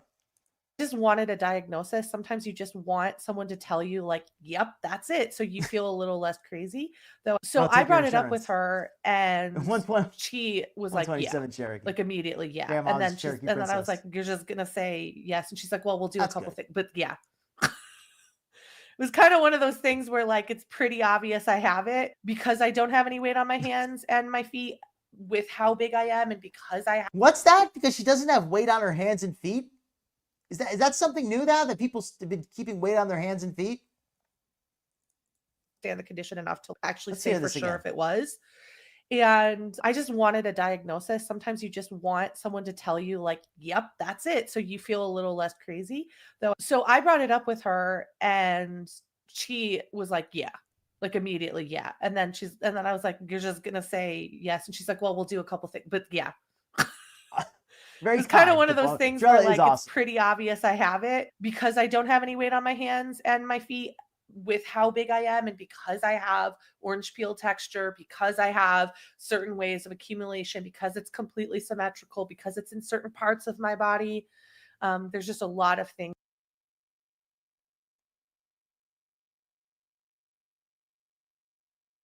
that indicate. So lipedema is because I have orange peel texture, because I have certain ways of accumulation, because it's completely symmetrical, because it's in certain parts of my body. There's just a lot of things that indicate. So what's that she said about not getting fat on her feet?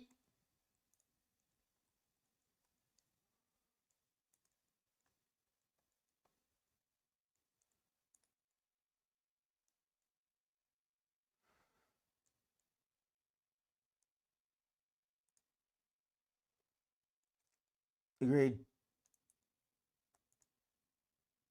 Skinny feet right there, right? I think that this is important because this is the post liposuction feet. If that's water, that's not good. If that's fluid, that's not good. But if that's fat accumulating in her feet, I've heard that the body could start accumulating fat in weird places if you get too much liposuction and then you gain the weight back. Does anybody think it's possible that after the fat got removed from her calves, that now the fat is going into her feet, which looks really uncomfortable? But yeah, let's get back to Anna's story. Diet and exercise. Lipedema is, most fat that accumulates in the body. We have peripheral fat.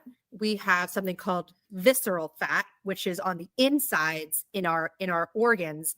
And lipedema is a condition where the fat gets almost clumped together in a way that it will never go away with diet and exercise.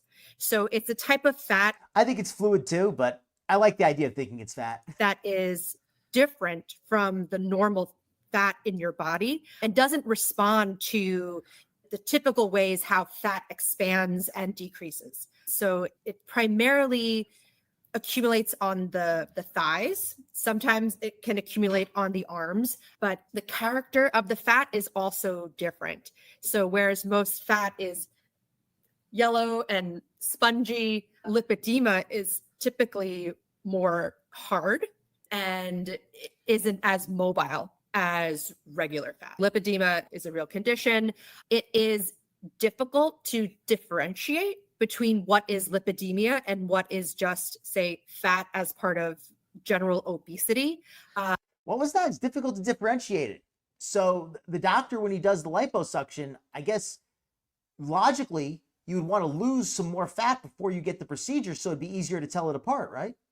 But specifically, lipedema does not respond to the general ways of how to decrease fat.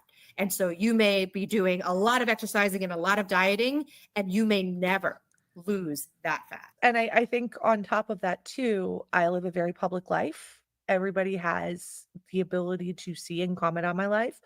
So when I started, Actually, no, we don't. No, we don't. You turned off comments on all your videos. The public no longer has the ability to comment on anything you do, Anna. So you can can that story. talking about potentially having this condition, I received so much backlash that it must be just made up, which is crazy. Like, I am an adult woman with a good education, and still, when enough people tell you that you're crazy, you begin to wonder if you're the problem. So my obesity doctor did officially give me that diagnosis and was basically like, I'm out of my depth at this point. You need to go see a lipedema specialist. So we did some research. We picked a couple doctors, which I then flew to LA because they were all in LA, the ones that were pretty active in research. So I go to LA, I go see this doctor, and he's like, whoa, you got real bad lipedema. Like, it is real. Foodie's got that penguin build. Foodie just puts on all the weight on the front torso. Bad. You need to have surgery sooner rather than later. Now, I've got to go back to that feeling about lipedema. I still, at this point, even though I was posting about it, talking about it, because I was trying to justify my body, but internally, deep down inside, I still was like, is this a made up illness? Is this a doctor in LA who wants to sell me plastic surgery? Because also that is what. Holy crap. Anna had a moment of clarity there. She said, is this all crap as a doctor in LA just trying to sell me plastic surgery? Anybody else hear her say that? She absolutely said that. Talking about it because I was trying to justify my body, but internally, deep down inside, I still was like, is this a made up illness? Is this a doctor in LA who wants to sell me plastic surgery? Because also that is what I heard from a lot of people online. Interesting. I heard every single day about how I was taking the easy way out and that I was cheating and that I was going to this doctor. This is not the easy way out, Anna. This is not a way out at all. This is just a way to spin your wheels and get nowhere. The easy way out would be, well, there's no easy way out, but this is not a way out. Getting plastic surgery that's not going to make any real long-term difference is just a way to waste money and to mislead your audience.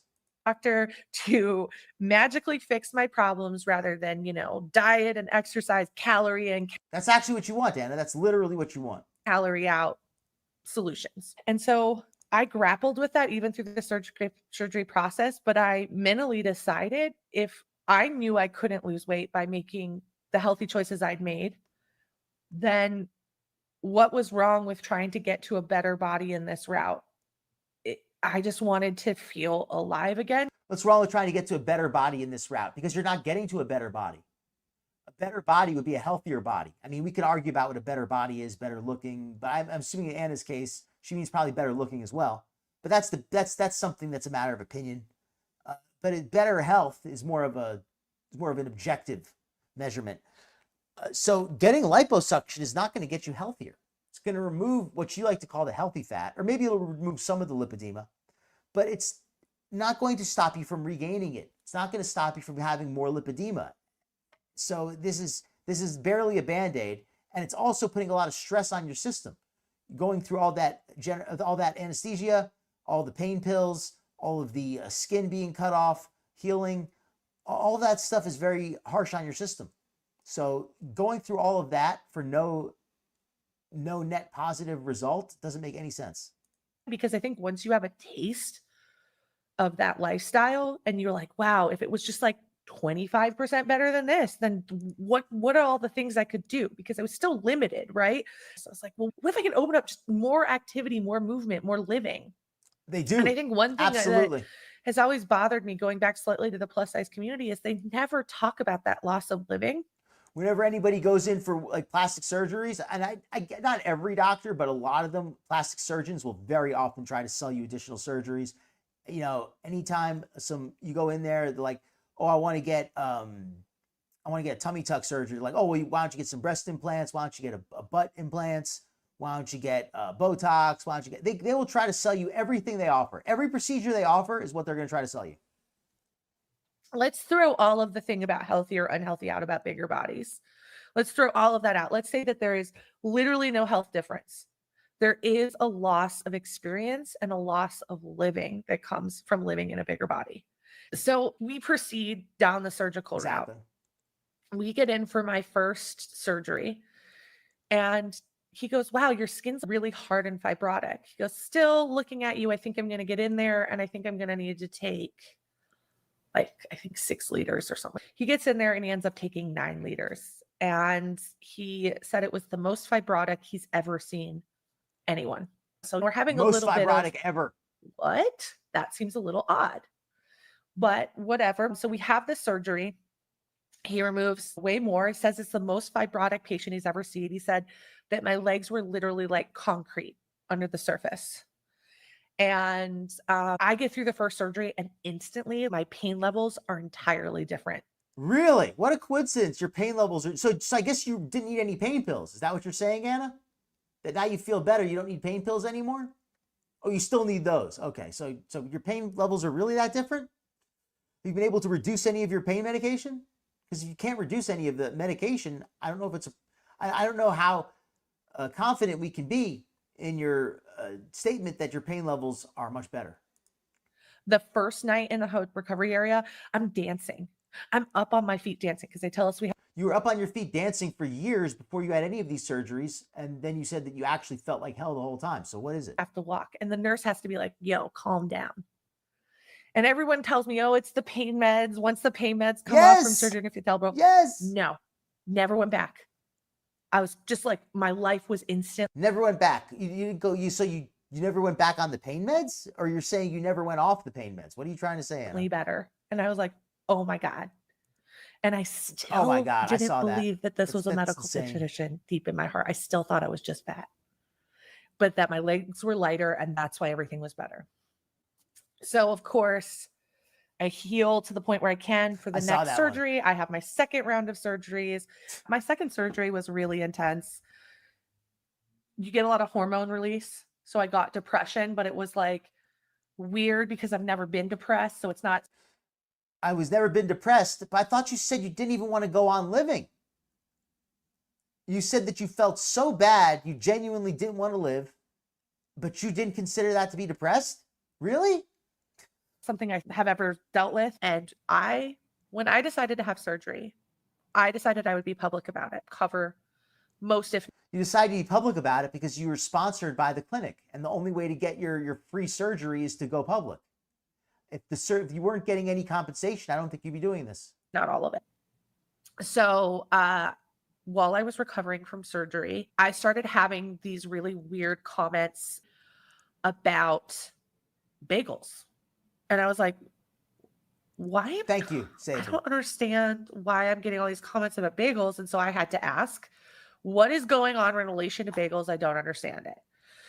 So previously to having surgery, Capone, that's something that anybody I know who's taken a bunch of those has regretted it. I don't know anybody who's ever said, "Oh, you know what? I'm glad I took those." Yeah, from everything I've heard, everything I've taken them a few times. Better off to just not even mess with them. That's my advice. Recorded a video where my doctor had asked me to keep walking prior to surgery, even though my pain had increased significantly because I'd gone off of the Wegovy. So I was no longer having any inflammation support. You also can't take Tylenol. So you're basically. So her pain got worse because she went off of the Wegovy. Does anybody else have any info to back that up? Does Wegovy really make that much of a difference for pain? Because she's claiming it made a significant difference in her pain when she was on it. I've not heard of that before. She also says she's not allowed to take Tylenol. I guess maybe because of liver function. Basically like SOL on any type of pain relief, but you need to stay active. So you're out of luck on any pain relief. Your doctor won't give you any type of narcotics. I find that hard to believe. I mean, not that doctors won't give narcotics. Not plenty of doctors won't, but I find it hard to believe that Anna's doctor won't. It's not a great time. It is not a fun party. You do not want to go to this event. So I was in New York and I was like, I really want this bagel because I have to walk. I'm going to make myself walk 2 miles to get this bagel. right? Make And I was like, myself I'll walk make 2 it a fun miles. little YouTube video for anyone who's dealing with chronic illness. They'll get it. Pain days A fun little YouTube video for anybody dealing with chronic illness. You're making a YouTube video for money. You're not doing it to make anybody happy, Anna. You're doing it because you do it for money. Everything you do is sponsored. are the worst. So I walk, and at various times during this walk, I have to stop and sit down because I'm in pain. And we get to the bagel shop. It is literally just before close. I order my bagel, and I'm like, I'm so happy. I did this. Look at me. I can do hard things. So happy. I'm so proud of myself. I walked in pain to go get a bagel. Does she not realize that eating bagels is part of why she has so much pain? That she has inflammation because of eating all those simple carbs? And even if that's not the majority of her problem, even if you're somebody who's skeptical about the impact of inflammation, which is fair, it affects different people differently.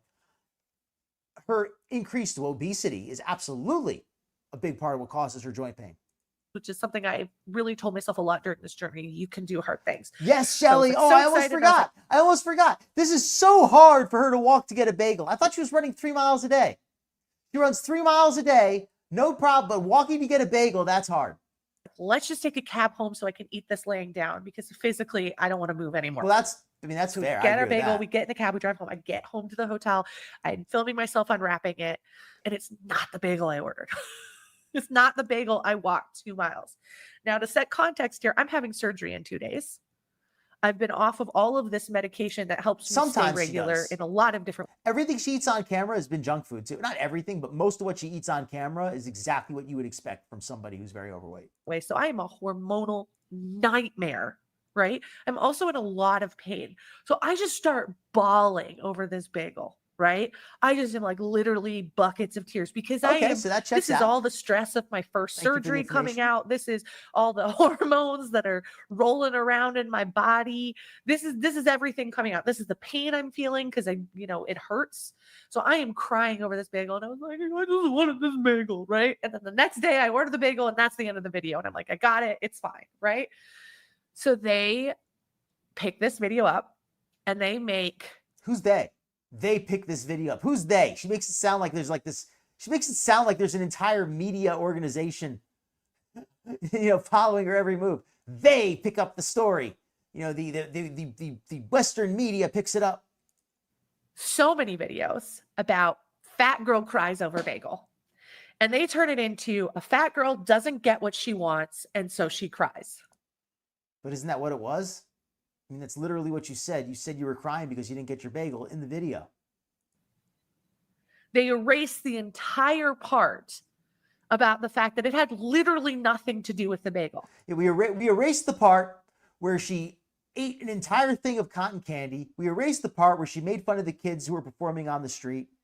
We erased all those important parts that add context to the video and really show what a crappy person she is. The bagel was just the thing that I was crying about, but it was Not like about very the bagel. It's not about, and this is what people started to say. So people started commenting bagel gate, and then started commenting it was never about the bagel. Good advice. So this turns into this whole thing where people are just talking about bagels vaguely around me, and I have no clue what's going on, right? I think my mom says that. And they knew I was in surgery. They knew that I was having this major surgery, and that's the thing they decided to go in on. We knew you were having this major surgery. Anna, anybody who covered your bagel probably already talked about your major surgery. And in fact, we're talking more about your surgery than your bagels. So whatever. But yeah, your major surgery. So if you just had this major surgery, why are you walking 2 miles to get a bagel? Like either you shouldn't be walking 2 miles or you shouldn't be having bagels, right? Like one of those things you should either you're too sick and too hurt to go for a 2 mile walk and you need to rest, and if you're that sick, then you probably shouldn't be having bagels. If you do feel good enough to walk 2 miles and eat bagels, then what are you crying about? Is that I cried over a bagel. And I'm just like, y'all, I just had a major surgery. There was no compassion for me as a human being at all. There was no compassion. No. Yeah, like when you made fun of those kids who were dancing for money, what was the compassion for them? And then I begin to wonder, is it really worth going through this 2 or 3 more times? It's hard. Recovery is a process, even with the great results I had from the first surgery. I'll admit, if I came home and my food was wrong, I'd probably get a little pissed. I might lose my temper for a moment, but I wouldn't be crying. I just, Yeah, I'd get frustrated for a minute, but I'd usually check my order, and I would also just get something else. I would be frustrated, but I would have to live with it. I darn sure wouldn't make a video and post it on the internet.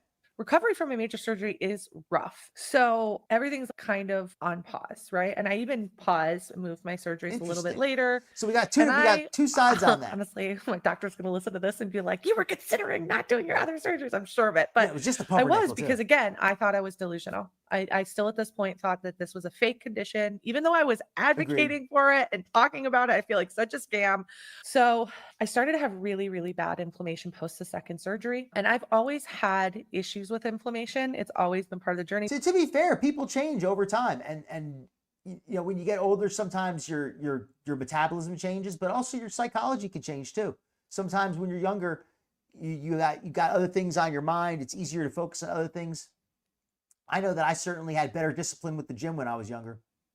But it became really obvious through this because they just took 22 liters total, so 50 pounds out of my body. And I was heavier than the day I went in for my first surgery. Paul, let's hear this again. This is a good admission. I still at this point thought that this was a fake condition, even though I was advocating for it and talking about it. I feel like such a scam. So I feel like such a scam. I love how Anna has these occasional moments of clarity, these occasional moments where she snitches on herself. I started to have really, really bad inflammation post the second surgery. And I've always had issues with inflammation. It's always been part of the journey, but it became really obvious through this because they just took 22 liters total, so 50 pounds out of my body. And I was heavier than the day I went in for my first surgery. So let's parse that for a second here.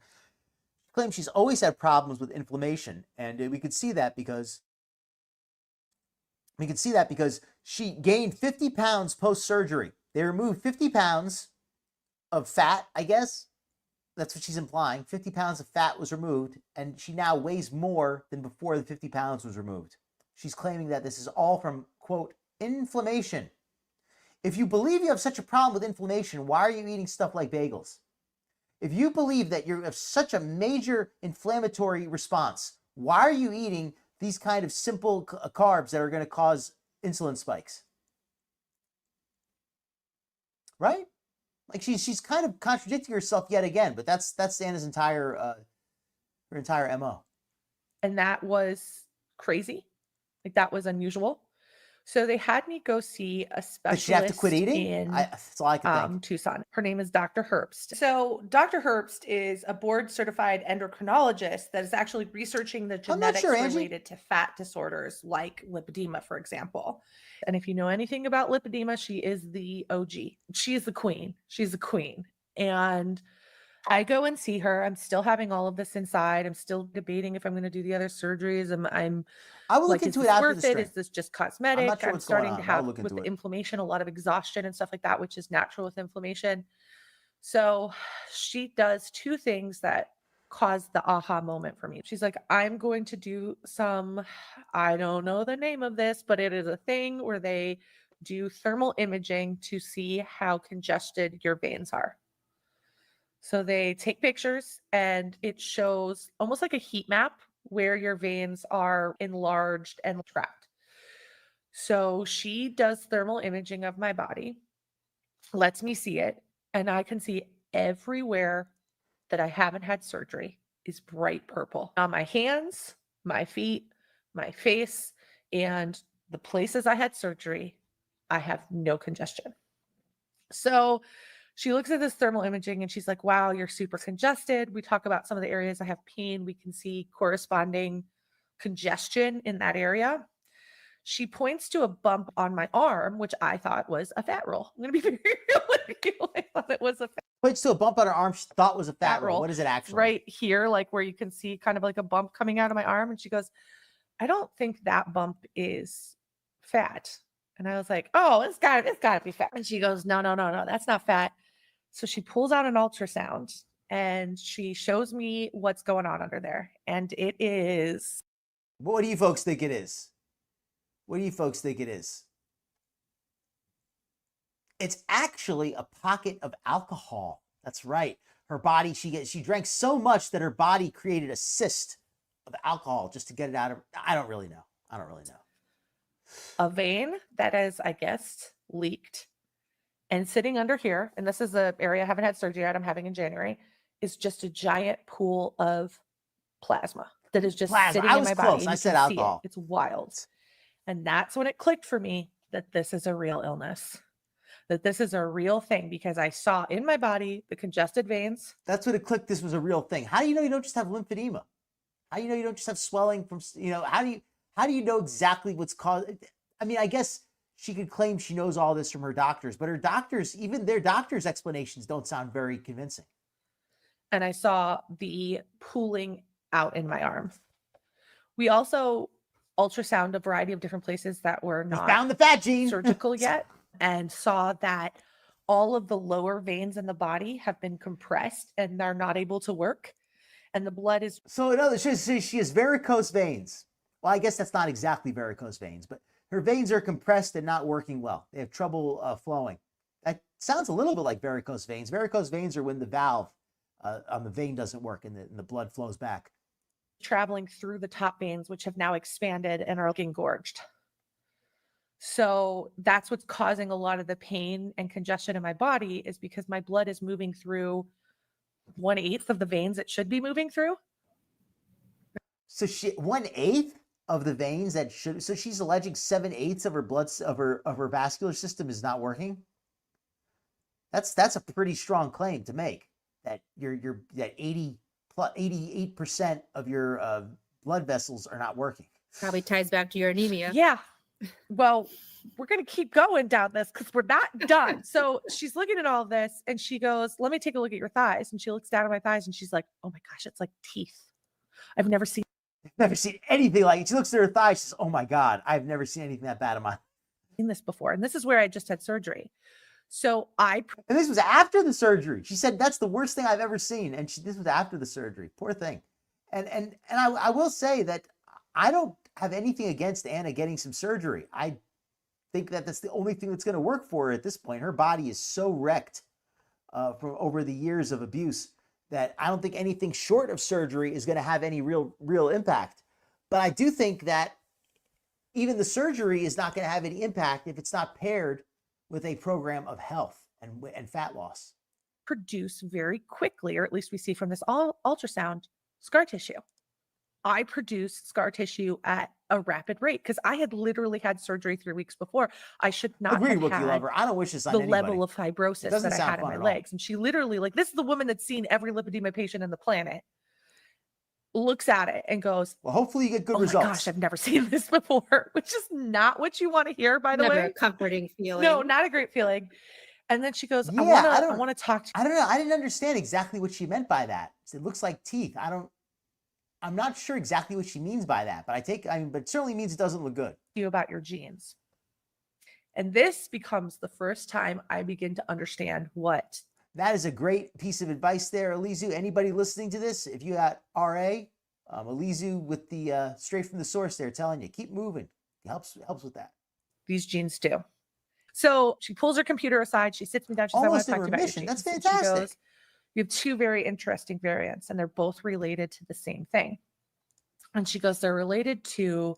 Oh, geez, that sounds horrible. And I'm like, well, Shelly, that sounds painful. I hope you're okay, and hope you get some good results in there. Let's put some. I know we've done a few today, but let's get another hearts in the chat. This one for Shelly and Alizu and anybody else who's got some kind of health situation, or just anybody who's having a tough day. Anybody in here? Everybody, feel free to share something for yourself or for anybody else if you'd like.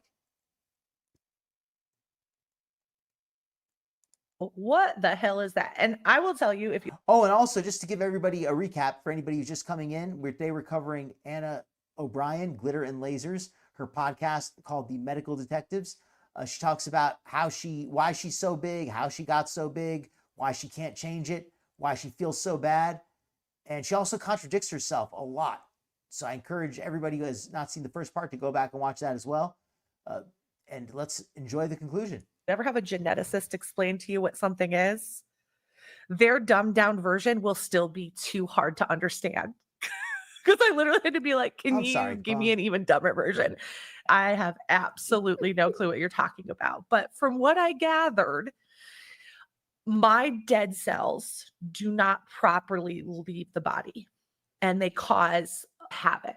So that would explain scar tissue forming. It would explain estrogen that was supposed to be taken out of the body not leaving properly. It would explain inflammation problems, not having, clear routes to getting things out of the body. Well, It's this one right here. There's no video with it. It's just this audio podcast. So what's no video. interesting is, and it may be something different, but I don't think so. But apoptosis. Oh, that's what it is. Yes. Okay.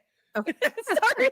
So apoptosis is the process in which a cell Yes, dies. that's it. Sorry, I and how obviously the don't know body anything else. clears the cells. No, you were actually explaining it perfectly.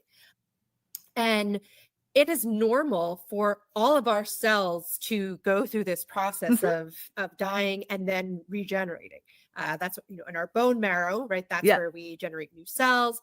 And so it is normal for our cells to die. There are other cells in our body, primarily it's called the macrophage.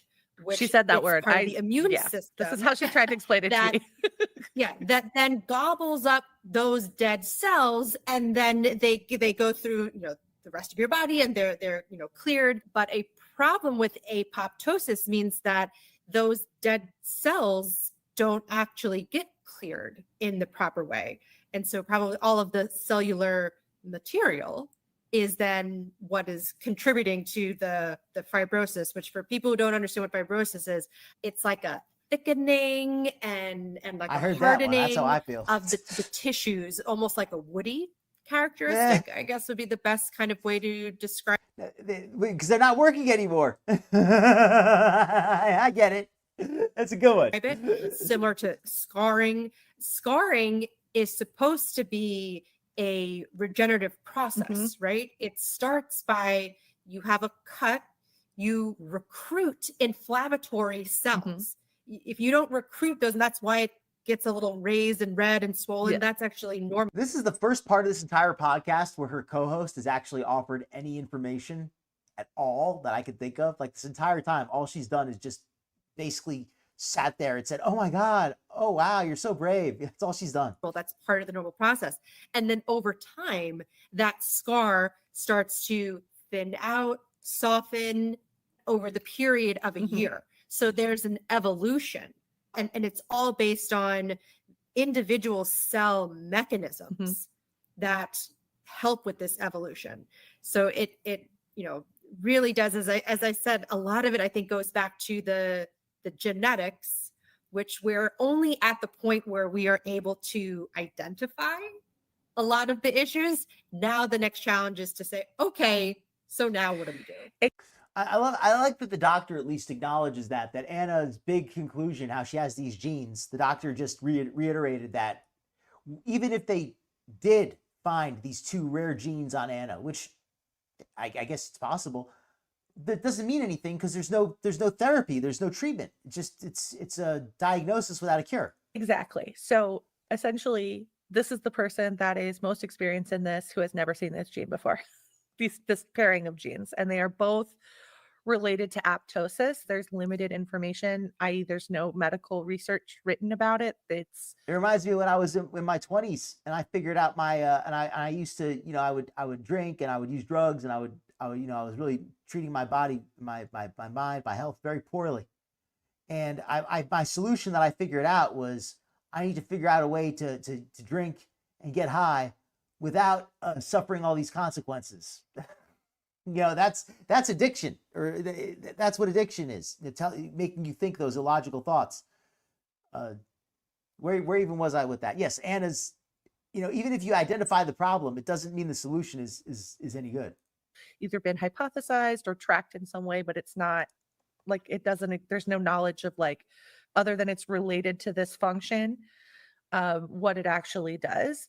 So now we know that these genes caused all my symptoms, the weight stuff, the anemia, the lipidema, the tumor, the thyroid I also issues, ate, so I we did can't that really one do too. anything about it. So the conclusion of my story now, and then it's kind of a sad conclusion, but at least I have a team of people looking into it, is that I am, as it stands right now, I don't want to say a one of one because there's probably somebody out there that's also dealing with this, but for most of the people I'm working with, I'm the only person they've seen with this. So this is, I find pretty, I mean, obviously anything's possible. It's just very interesting how Anna not only is the only person that she knows with any of these genes, but she's the only person even her doctors have seen with these genes, which is pretty shocking when you consider how many overweight and obese people there are in this world and in this country, and that would have likely have seen this doctor, and for them, none of them to have these genes is pretty shocking. all likely genetic,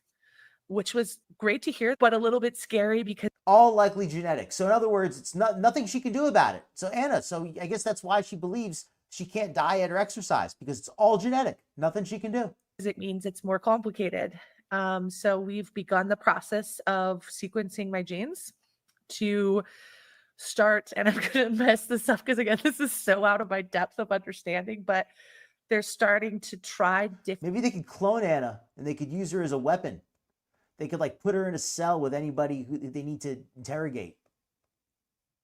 Pathways to try to understand how my body reacts. This makes sense. They keep saying we're going to run these pathways on it, and I don't know what that means, but it means that they're going to test and see, I guess, if they do this, does my genes do something different? I don't know, but the goal is to see what is happening with that. What was the word? Apoptosis. I keep calling it apoptosis, and I have been calling it the wrong thing. So apoptosis. Apoptosis. They want to see Apophis? where else that's having issues, but they think that it's causing me to have stored estrogen. They think it's causing me to have that weird fibrosis that grows just really, really quickly, which explains why I kept gaining weight even when I was not having behaviors that would drive weight. Does it really? She's saying that this fibrosis explains why she was gaining weight even when she did nothing to gain weight. So she really believes that her 100-pound weight gain is all fibrosis. Just 100 pounds of fibrosis developed in her body. That is pretty shocking. And like I said, I'm not a doctor. I'm not qualified to make any medical diagnoses, but just as a logical person, or a person who likes to think they're logical, I'm going to call BS. I do not believe she developed 100 pounds of fibrosis in a year. Gain. And it's also potentially a different way of getting lipedema because it's genetically related versus potentially hormonal. I mean, it's all genetically related, but it's a version that they haven't seen in this capacity. So it's this version of lipedema. It's a new version, haven't seen before. It's spreading, and it's going to take over the world. It's an atypical case. I guess that's the easiest way to say it. And it is unresolved. But at least we know it's related to apoptosis. And anything I'm going to be doing at this point will help other people with issues with apoptosis in the future. Again, that's not a common thing, but hopefully, finding a geneticist that actually will look into it is amazing because that's hard. I was told I would never find one. And then also having the resources to financially be able to afford all of this. And I think, I hope as this... Having the resources to be able to financially afford all of this delusion. Anybody without all this money would not have been humored. The doctor would not have humored them and said, yeah, we'll spend all this money looking for a gene that to explain. They'd say, look, we'll send you a nutritionist and that's all your insurance is going to cover. If you don't want to follow the nutritional program, you don't have to, but that's all the insurance is going to cover. If you want to go looking for genes, go to Marshall's in the clearance aisle. Series goes on, we talk about that a little bit too, because a lot of these things are not accessible and not affordable and not covered by insurance. Definitely not covered by insurance. So how does it feel? I know it's been very, very recent, knowing that your whole life, all of these struggles have been related to a genetic condition, something that you literally cannot control and had nothing to do with a lifestyle choice. That is the most enabling, the most blindly We talk about misinformation. I'm at a loss for words here. That is, the doctor is setting Anna up to deliver misinformation. That's the doctor's doing. The doctor is enabling Anna to deliver misinformation. The doctor herself cannot deliver medical misinformation without getting in trouble with her license. I mean, at least I hope so. But Anna is under no such restrictions. She could say anything she wants. And the doctor is putting a stamp on the misinformation that Anna spreads. Let's hear the doctor introduce Anna's next harmful point. Your whole life. Accessible and not affordable and not covered by insurance. Definitely not covered by insurance. So, how does it feel? I know it's been very, very recent, knowing that your whole life, all of these struggles have been related to a genetic condition, something that you literally cannot control and had nothing to do with a lifestyle choice, or if you just had better habits. Wow. Wow. I am still coming to terms with that. Anna's got to come to terms with it's never been my fault. I've always ate well and I've always exercised and nobody ever believed me. Now you have to believe me. I still don't believe you, Anna, and nobody believes you. That's why you turn off comments. Even though I can only see the times in my life when I should have done better, I still, even with all of this, even though I now have accepted the condition, even though I now have this genetic insight and all of these other things, I still see every moment in my life when I could have done better. So is that all of them? It feels like all of the moments, Anna. And there's still so much guilt and shame around choices that I thought could have been better. And I have been publicly pushing myself to make choices that I once perceived as bad because I think that I need to learn how to get over that shame. Huh? Because it's not healthy to carry that burden. Even knowing it's not my fault, I still feel like it is. I love how it's not healthy to carry that burden. It's not the carrying the 400 pounds of body fat that's dangerous. It's carrying the burden of thinking it's her fault. That's the real danger. The real danger is not being 400 pounds overweight. The real danger is thinking you could have done something about it. This is true insanity and misinformation all rolled into one. There is a community of doctors who still do believe that obesity is the individual's fault. And there's a community of misinformed doctors that still have that outdated and disproven archaic theory that obesity has something to do with the obese person's behavior or with their diet. And that's just been shown to be nonsense. That there's still doctors who could believe that in this day and age. And that her doctor that's on this show is not doing anything to contradict her makes me call into question what kind of doctor this woman is. Is she? I would not trust this doctor on this show to work on me. I would not want this doctor to give me a medical diagnosis if they can't even analyze that Anna is full of crap. It's not like 10% of our population is overweight. It's like 60% of our population. All these people are getting overweight. What is going on? Our genetics could be changing. Our food could be changing. Our environments could be changing. Our socioeconomic situations could be changing. What is causing people to gain weight? So let's take the morality out of it completely. Like, let's take the morality. Anna, you have never had an issue with having too much morality in anything that you do. So you don't have to worry about that. Take the choice out of it and say it's not a person's choice. So if it's not their choice, if nobody would choose this, we have to start. Nobody would choose this. Anna, we literally watch you choose obesity every time you walk to go get bagels. You literally are choosing obesity with every morning of your life. You choose obesity. Looking at this as something that's actually a medical issue versus punishing people. I have gone punishing people with good health, punishing them by discouraging them from drinking alcohol to excess. Those horrible punishing Puritans. At great lengths to share my medical journey, which at times I've really regretted, to be honest. Like it's hard. And even with some of the best doctors in the world voicing in on this, people still don't believe me. And you don't believe your doctors either, to be fair. sometimes I don't believe it, even though I do. Like, it's Right. this. Good point, I Elisa. can't explain it. When you realize you're just this, your body is Great. unusual. Exactly. You're like, did they make a mistake? Did they? I didn't choose to be to be this way. When you accepted a sponsorship from Starbucks, perfect example. Anna has a sponsorship from Starbucks. What does she do? She goes eat Starbucks every morning. Anna was sponsored by a fitness app. Did she ever use the app even once? You know what I'm saying? She's sponsored by Starbucks. Every day she gets a Starbucks drink. She's sponsored by a fitness app. She never uses the app once. But it's not under her control. She doesn't choose any of this. She's just doing what she's forced to do by fate. It's completely out of her control. She has no agency any way in her life.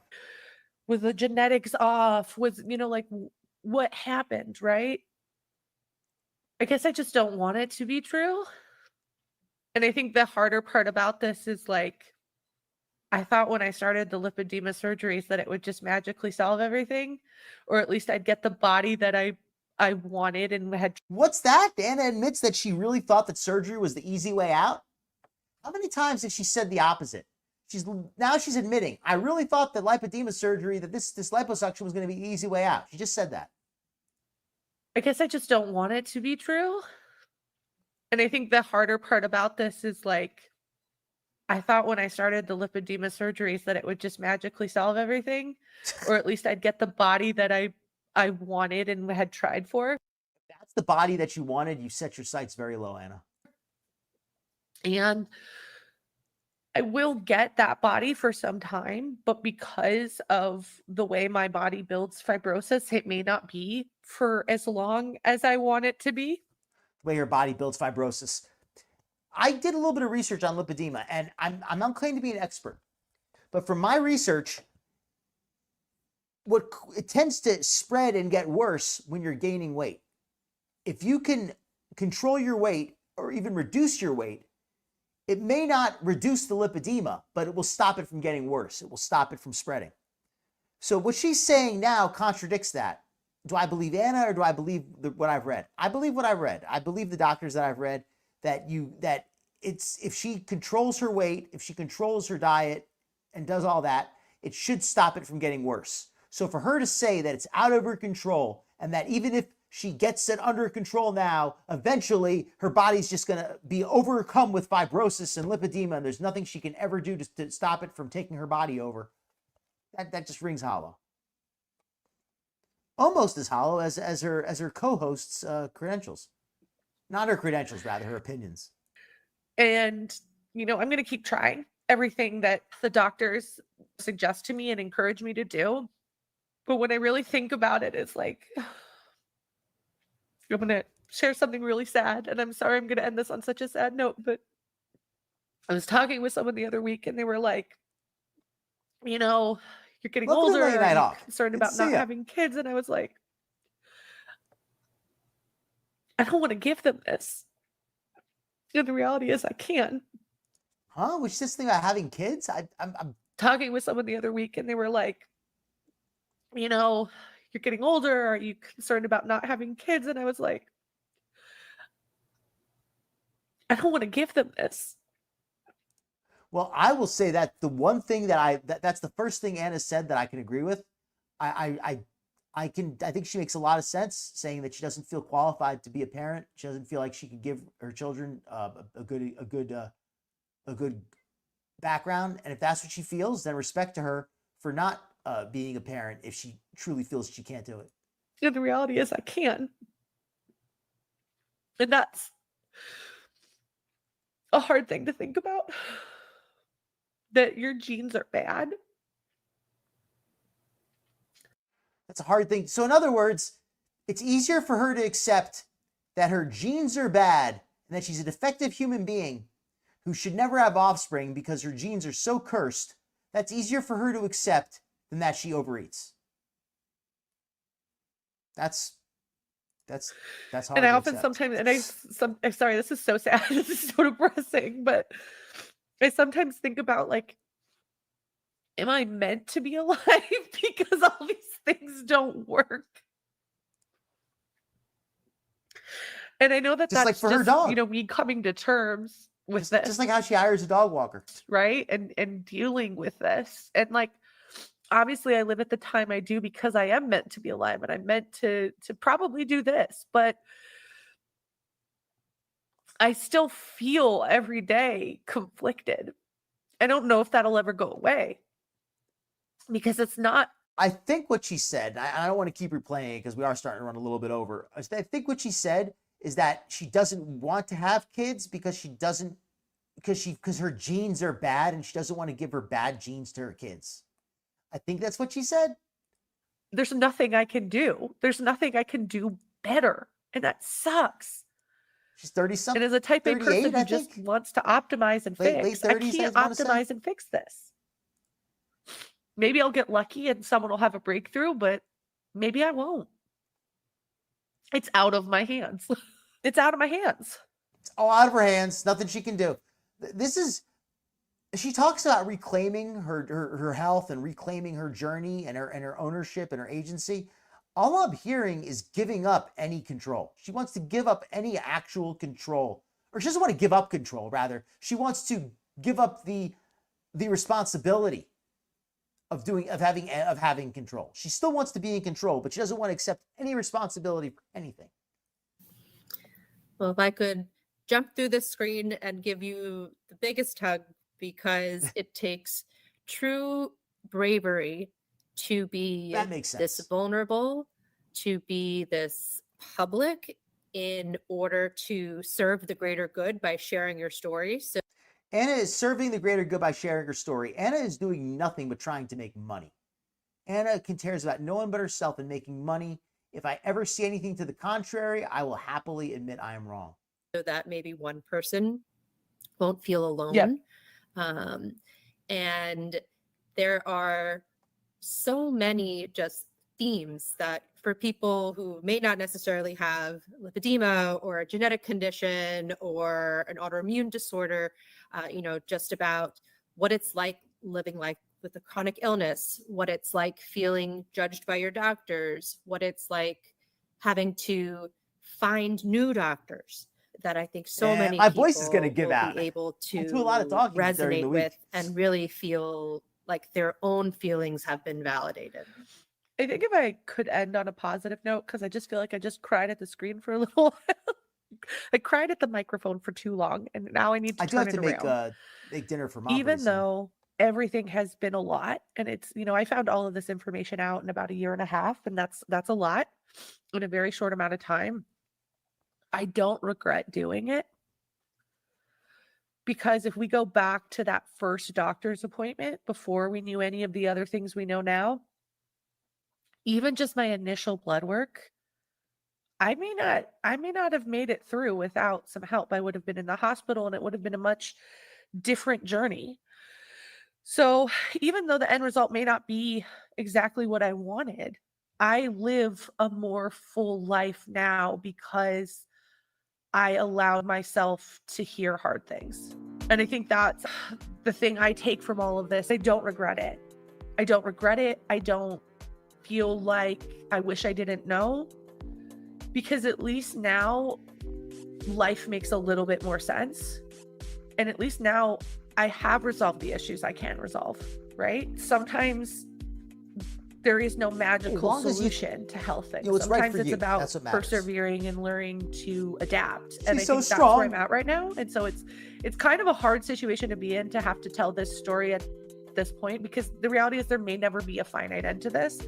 But at least I know, and at least I have people around me who are supporting me. And I Great think point, that Avista. the thing that really clicked for me is I saw my parents maybe a couple weeks ago, and they were literally all on the weight loss train most of my life. Agreed.